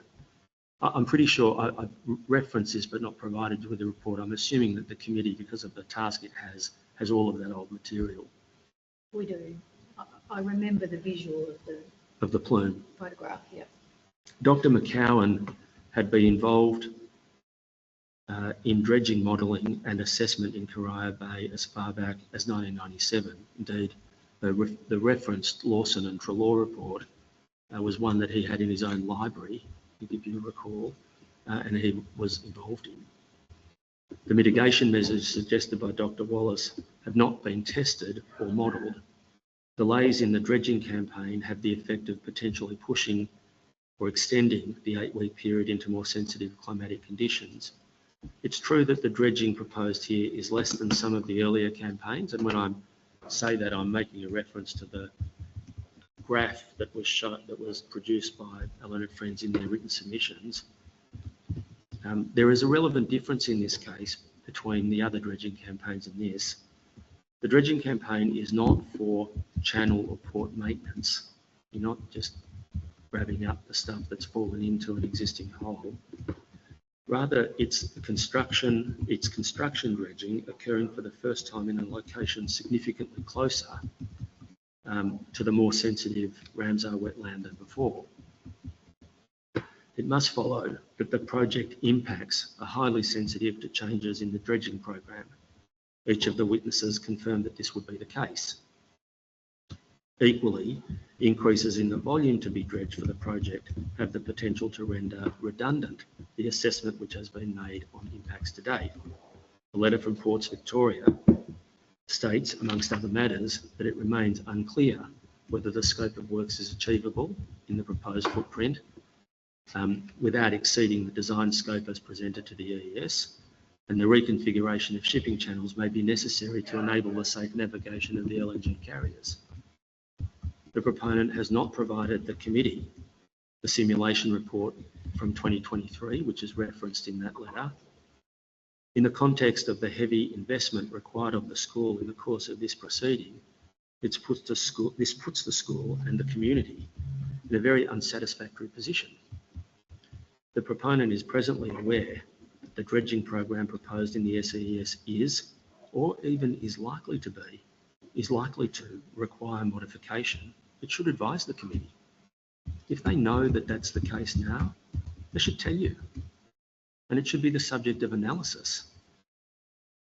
This should not be a piecemeal process where an approval is banked on the back of loosely articulated mitigation measures, which will then leave it to some department bureaucrat to decide whether or not the differences between this project and the thing they really need to build is significant or not. Are you talking there just in the context of the dredging that needs to be done around Refinery Pier, or are you including the potential dredging that needs to be done in the shipping channels? Both. So the short point here is that if this project requires additional works in order for it to occur, in order for it to actually be done, be used, put another way, in order to derive the benefits that are said to flow from this project, it has to be built. If that requires more work than has been assessed in this project, more work than defined as the subject of the project, then it should be part of this assessment. What if it's part of another assessment? Is that not a... Or put it this way. Is that a non-satisfactory outcome? Well, if this project can't proceed without that other work to be done, then this project, along with that project, needs to be assessed cumulatively. But put it this way, let's say that I'm doing a residential subdivision and I can't proceed with that residential subdivision until the intersection is upgraded. The question of the upgrade of the intersection is relevant to the approval of the residential subdivision on any view. If that is the case here, as a matter of, we don't know, but if that is the case here as a matter of fact, it's a matter relevant to the inquiry.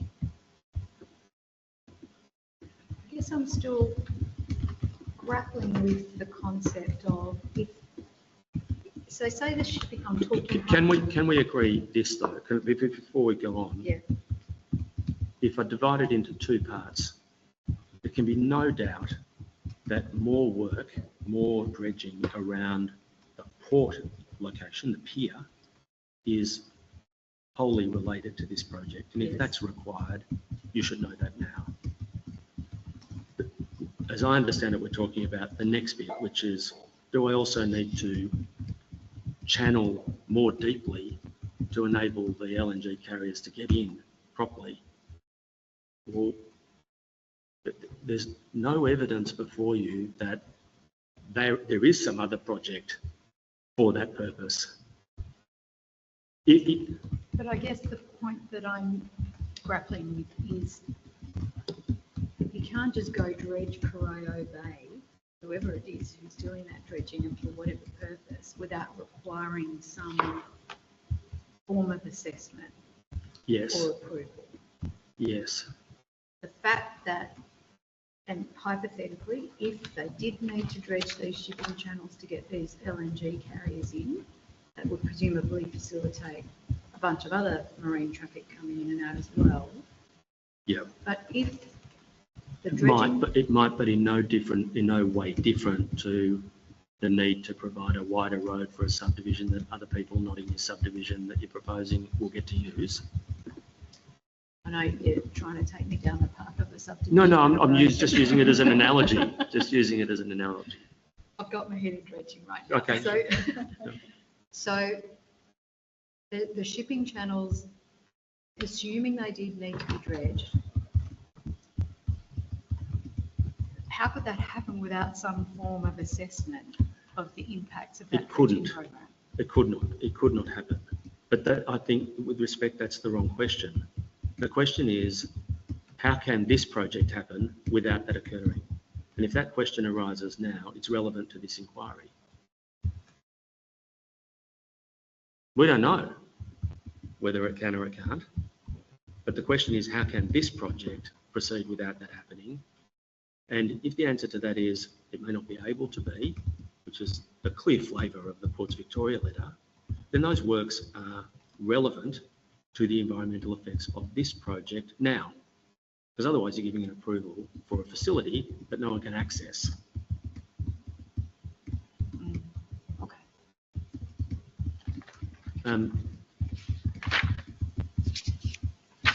We're going to leave you to read our bit on migratory birds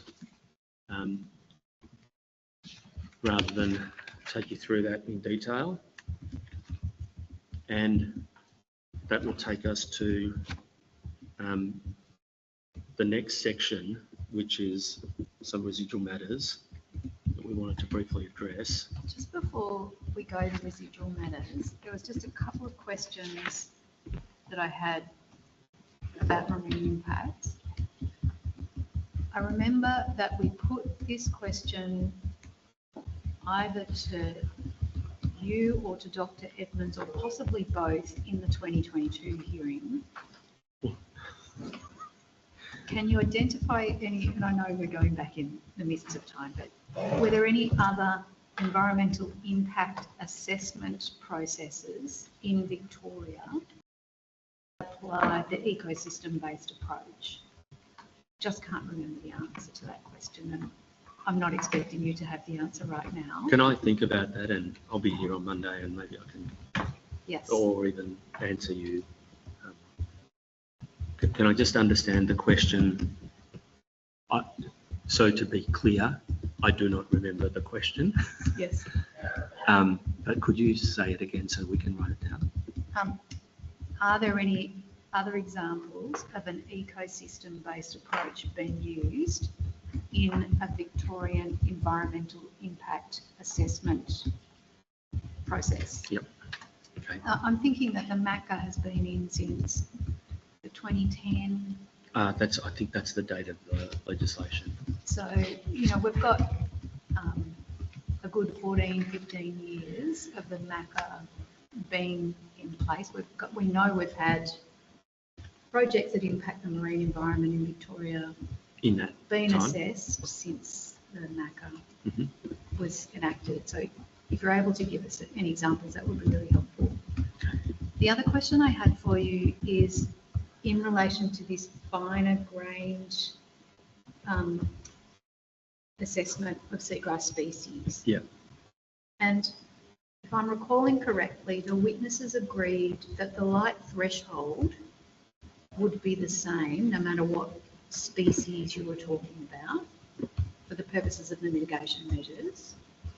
Yeah. So if the trigger values don't change depending on the species, Yep. why is that finer grained species by species mapping required? Yeah. Can I take that question on notice? Yes. My gut reaction is to say that finer grain analysis is not necessarily just about light, but it's about other things. I mean, there was a mention in there of I'm going to get the names wrong. Zostromura and temperature. Yeah. Remember that coming up in the discussion we had with Dr. Wallace and Dr. Edmonds, but if you could come back to us on that, Yes, that would thank be you. really helpful. We'll do that. Did you have anything else on the union before we move on to other things? Thank you. As I breathe a sigh of relief. I have to say I was over the weekend. dreading being potentially cross-examined by you, Dr. Briscoe. All right. That takes me then to some residual matters that I wanted to address. What I'm going to do, the first residual matter is the Stantec peer review. I don't seek to read that out. I think we've flagged what we say about that enough. We've documented what we say about it there. It's for you to read.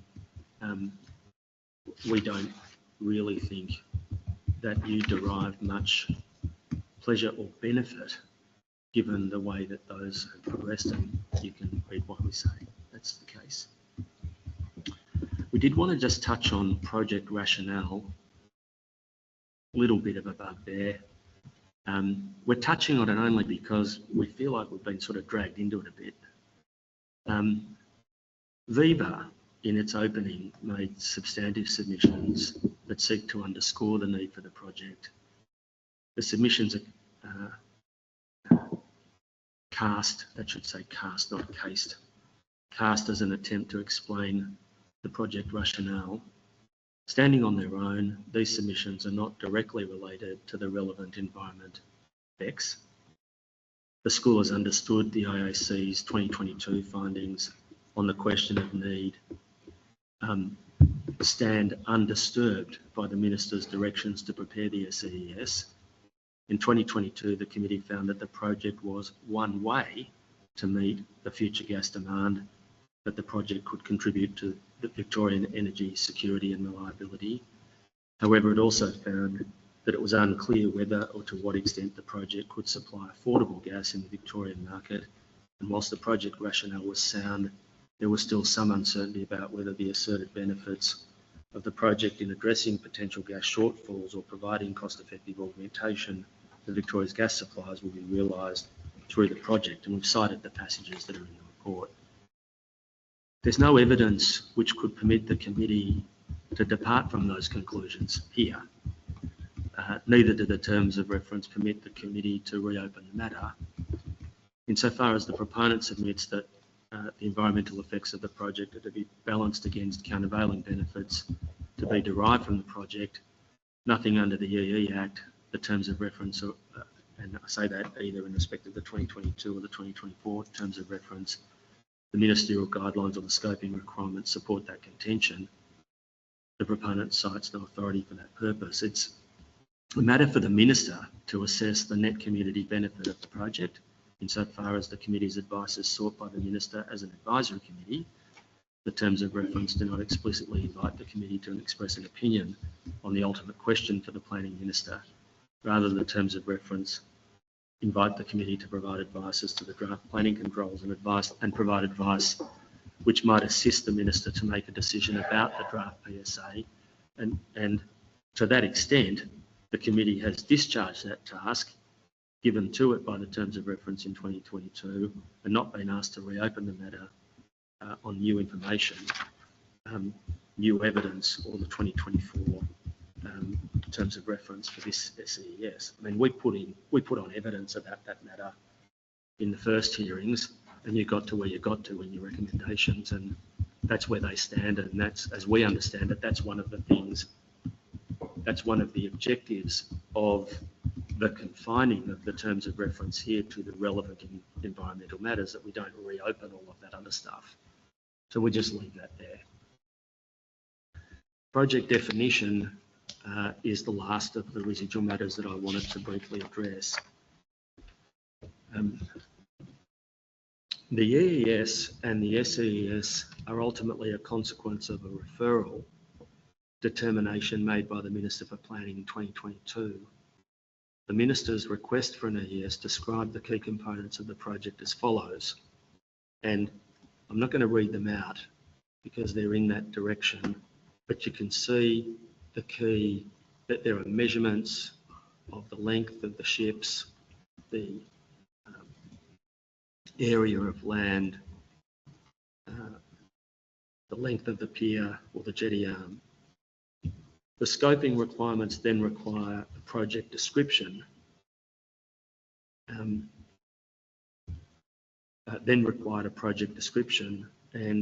3.3 description sets out, again, what I've quoted there is what the scoping requirements required for the project to be described in the EES. And then Chapter 4 of the EES dedicates 60 pages to the project description in specific detail. It identifies pipeline connections and how they'll be managed, laydown areas, construction, etc., etc., etc. The core assumption in the project parameters set, and in turn, the core assumptions, in the project parameters set, and then in turn define the direct impacts of the proposal upon which all consequential impacts are assessed. Accordingly, the project description is not prefatory. It is perhaps the key to assessing environmental impacts or effects on all matters considered by the scoping requirements and pertinent to this committee, the relevant environmental impacts. Insofar as the scope of dredging is concerned, the EES stated there'll be no dredging of the channel through Corio Bay would be required to accommodate the LNG carriers. However, an estimated X amount would be done. This is to provide, of course, if there was, you'd expect to find it here. LNG carriers with LNG storage capacities ranging in that scale are expected to visit the terminal, and it sets out in detail. It says LNG carrier dimensions would be within limits defined by Ports Victoria. Navigation restrictions dependent upon environmental conditions would be imposed by Ports Victoria. To allow for safe passage in the port, the UKC for deep, that is under keel clearance, for deep draft vessels navigating the channels is required to be a minimum of 1.5 metres. So at different tides, the under keel clearance will vary, but the minimum has to be 1.5. And Corio Bay has what's called the dynamic under keel clearance system, which is a computational system that enables the harbour master to direct incoming vessels to come in with the tides, so in real time they're taking advantage of and meeting the under keel clearance requirements. That's what the next one goes to, or as required through the use of the dynamic under keel clearance system. These are the assumptions which underpin the project and that in turn give rise to the marine effects. The committee, in its current terms of reference, is appointed to inquire into and report on the likely effects of the proposed Viva energy terminal assessed in the supplementary EES. As a matter of principle, the committee should consider any consequential works necessary to give effect to the project and the impact of those works on the environment. At present, the committee has not been informed of any necessary or consequential works required to deliver the project, and so has made no examination of them. That said, the committee knows that at least some consequential works will be necessary. That says at 424 in 2002, that should be in 2022. The committee received evidence on navigation issues from Viva. Viva called Ms. McDonald, and Ms. McDonald's written evidence was technical report N, as listed in section 7, only covered a small number of vessel simulations and referenced the CIRA workshop with date to be completed in early 2022. It is my opinion that the simulations completed were not sufficient to fully inform the project, and as such, since joining the project, and as an outcome of the CIRA workshop, I commissioned a PIANC study, which includes further detailed simulation and analysis of the details of which are summarised in section 10. This issue was addressed um, um, in the committee report at section 11.6, which records that the proponent anticipated that the Piang study would take around 8 weeks. This was at the hearing from early August 2022, and would be used in conjunction with results from other risk assessments to inform regulators and formulate operating arrangements such as harbour master directions within the port.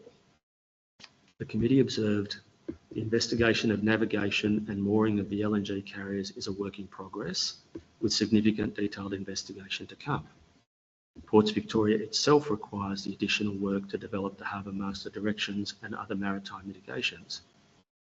Corio Bay presents navigational challenges, including relatively narrow channels, a relatively sharp curve, the City Bend, and the introduction of frequent movements of the Tasmanian ferries, which by that stage had just started. Currently, the largest ships that use the Geelong port are around 265 metres long, considerably smaller than the FSRU or the LNG carriers are likely to be. Areas of uncertainty include whether the LNG carrier movements can be planned successfully with ship movements in Port Phillip Bay and Corio Bay, including transits, whether LNG carriers will be able to successfully navigate the Corio Bay shipping channels, and then if the further navigation and mooring studies, including the Piang study, indicate that significant project modifications are required, for example, additional dredging either in channels or at the port, this may have additional environmental effects. The results of the further navigation and mooring studies will need to be fed back into the environmental impact assessment process and would need to be considered at a future date by the relevant decision makers. The committee's findings were that the preliminary work done through the EES process is acceptable to demonstrate at this stage of the project development that safe navigation is technically possible. Significant additional work, including the Piang study, is required to confirm that safe navigation and berthing can be undertaken to the standards required by navigation and marine safety authorities. And if any substantive project modifications are required as a result of the further assessment, decision makers will need to consider how the potential environmental effects of these modifications are assessed. Appropriately, the committee recognised that a change to the project may mean a change to the environmental effects necessitating further or even different assessment. Of course, the committee's comments must be viewed in the context of its broader conclusions. The committee had found that the EES did not provide an adequate basis upon which to complete its task. It would have been reasonable for the committee to assume, given the assurances of Viva, that if a supplementary EES were to be prepared as the committee were recommending, any additional works arising from the foreshadowed Piang study would be incorporated into the environmental impact assessment. Put another way, it would have been an extraordinary finding for the committee to have been satisfied of the environmental impact assessment of the project as narrowly defined, but at the same time be in receipt of evidence that additional works would likely be required as a part of the project, but leave those works undefined and unassessed. Such an approach would have constituted an uncharacteristic lack of curiosity on the part of a committee of this kind. We take what you found in the context of this issue to be read in that context and in the context of the assurances being given by Viva that this work was all underway. It would be an unsatisfactory outcome to allow a project which has been through the rigour of an EES to advance to the next stage of approval on the woolly assurance that only substantive changes would warrant reconsideration of the controls, when the controls themselves might be drafted in such a way as to themselves permit considerable change, whether or not they are substantive. Given what has transpired, it is a reasonable expectation of the community as a whole that this doubt about the project would have been resolved by now. The work was said to be underway in 2022 and due for completion by October that year. On 10 January this year, Ports Victoria, a statutory authority, advised this committee of the current state of play. Ports Victoria is cognisant. Look, I'm not going to read the letter. You've got it, you've read it. The letter makes clear that without fulsomely completing the necessary studies and the risk assessments, Ports Victoria and the Harbour Master has sufficient information to make determinations as to whether the navigational risk controls are sufficient without further modification to the shipping channel and berth. The attached correspondence to Viva, that is the correspondence attached to Viva that you've been provided with, that Ports Victoria sent to it earlier in the year, includes reference to channel or berth reconfigurations or channel capacity improvements. It's an extraordinary thing for a statutory authority to have done, to have sought to intervene with a statement like this at this late stage. Who knows what has happened up to this point? Whatever is the case, the only inference to draw from the letter is that there remains considerable uncertainty about project footprint and therefore environmental impact. And this is, to say the very least, of deep concern to the school, having expended so much effort, resources and money so far. The FSRU is adjacent to a Ramsar wetland and proposes works closer to that wetland than any other works conducted to date. All of the proponents' witnesses confirm that all of the evidence about environmental impacts is based upon the proposed development as described, and that changes will affect the conclusions of their work. Additional footprint area, particularly footprint which increases the area of dredging, is precisely the kind of thing which should be part of an inquiry of this kind, given the scale of the project and its proximity to the Ramsar wetland and the social licence that it seeks to extract on the basis that it will be a source of energy to Victorians. Whether the project footprint is sufficient to deliver the claimed benefits cannot be dismissed as solely a matter for the proponent or as developer risk, as it might be in other less significant cases. You can't just say, oh, well, it's their risk. If they can't do it, well, they'll have to come back for another approval. That's not how this process, with respect, is meant to be conducted. It certainly should not be dismissed as a matter to be resolved later in circumstances where there is a credible basis now from a state agency. Like last time, the fight was between Geelong Ports and Viva, and you'll recall that the evidence that the fight was willing all the way along until some agreement was reached between Geelong Port and Viva, Geelong Port being a private entity.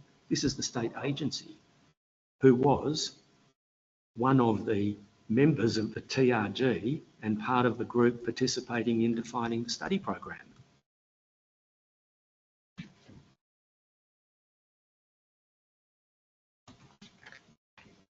And we say,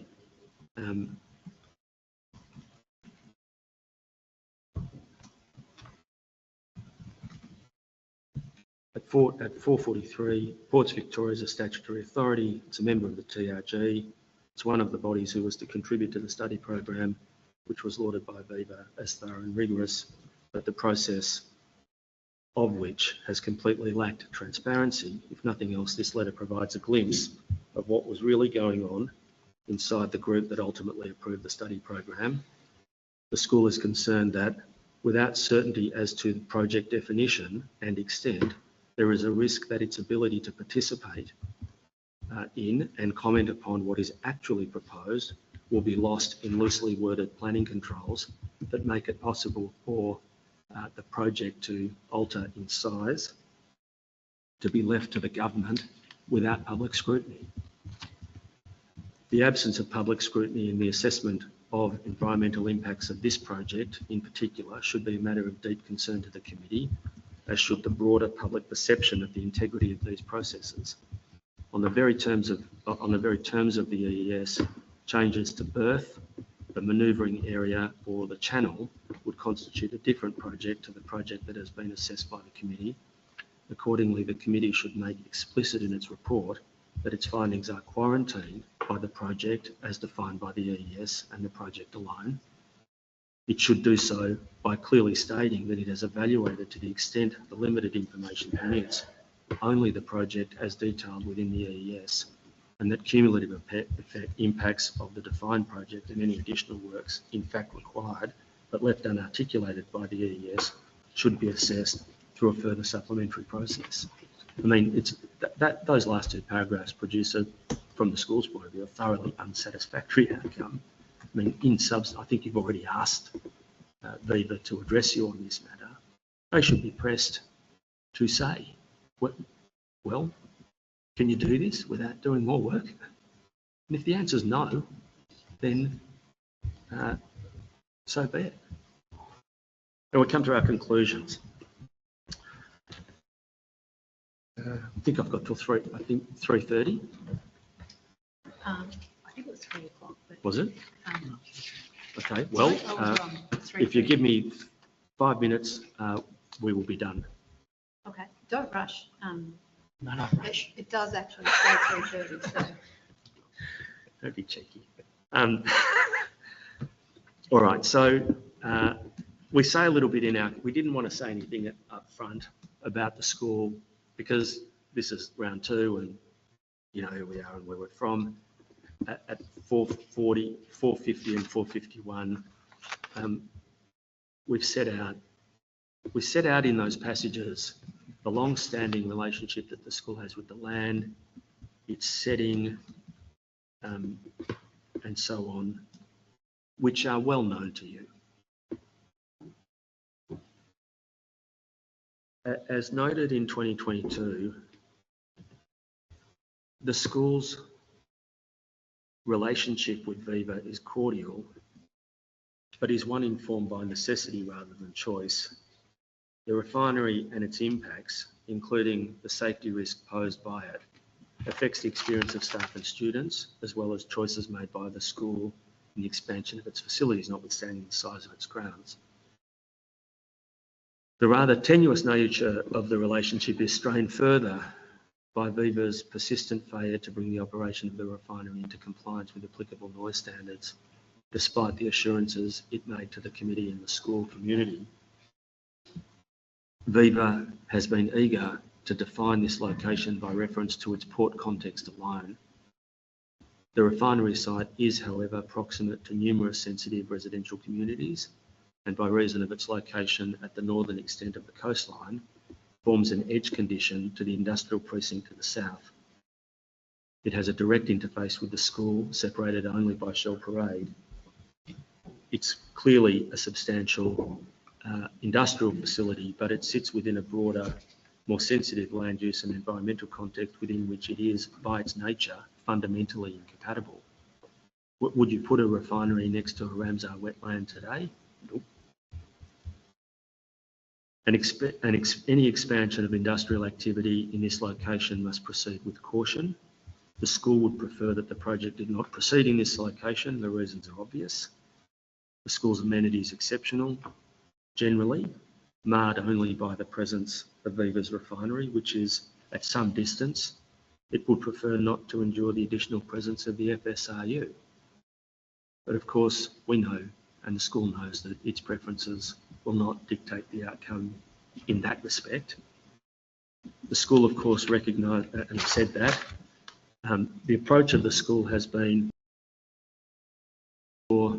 that the assessment of the environmental effects of the project is rigorous and that the eventual operator is held to an appropriate standard of environmental management.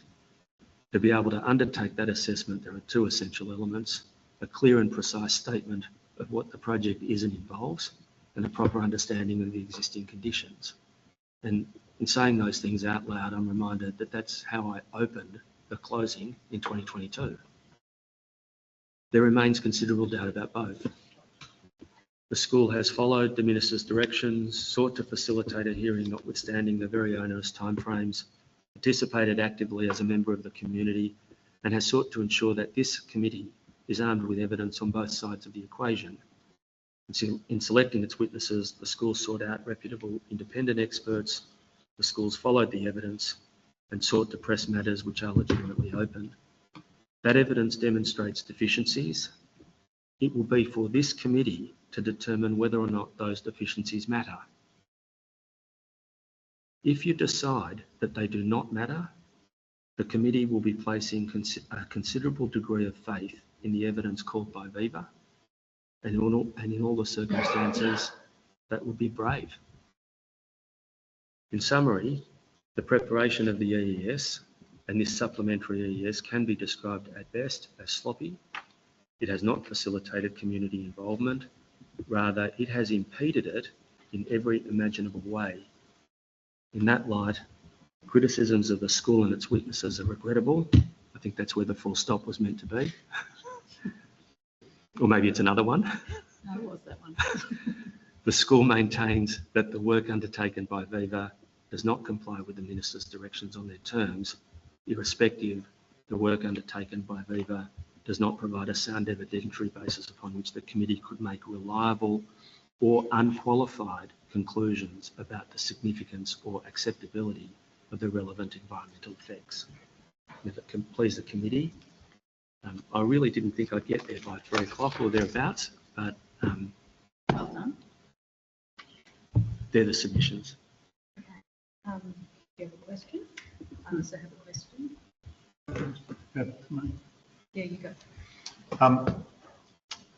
Thanks for the submissions. And I'm conscious that direction 52 of this matter requires or provides for the provision of comments on the final project documentation 5 days after the close of the hearing. Yes. Your submission hasn't addressed us on DPRs or the planning scheme amendment. We would be interested to have your views on a without prejudice basis of both those items going forward. So just wanted to either give you the opportunity now to give us any off-the-cuff comments on. Pull out a document that I prepared last. No, we did get to that in the preparation of our written submissions. You can see the amount of work that we've done to get here. We will review that and comply with, is it direction 52? Yeah.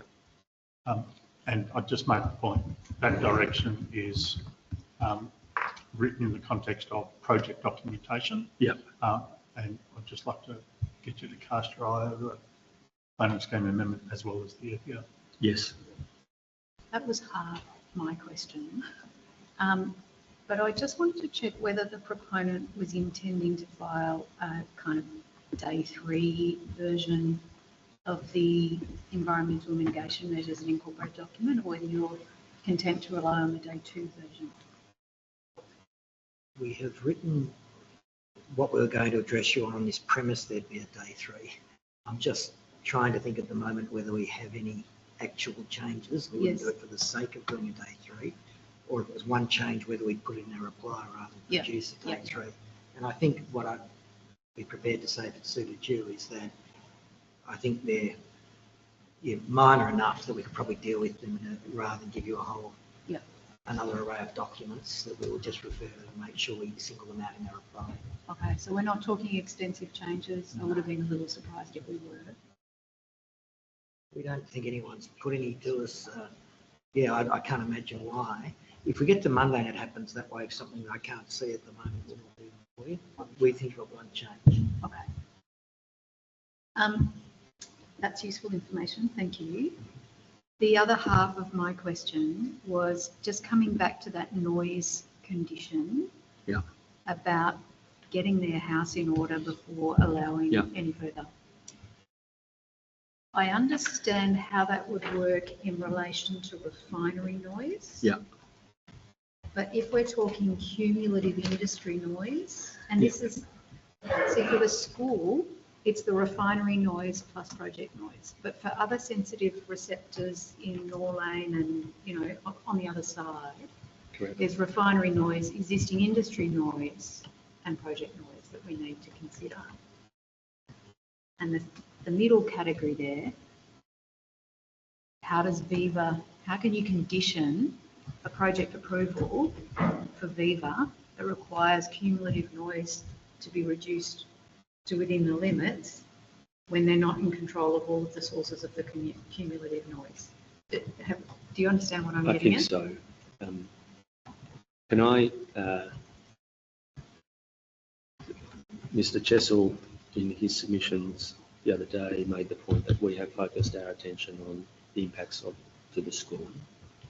And I take your question to be directed to that issue, that broader issue.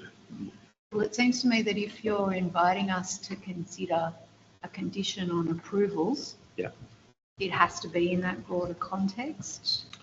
Can I take that on notice Yes.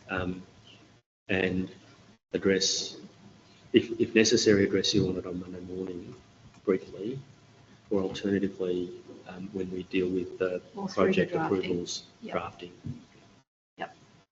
And the other two questions I had on notice for Monday morning were other examples of an ecosystem-based approach. Yeah.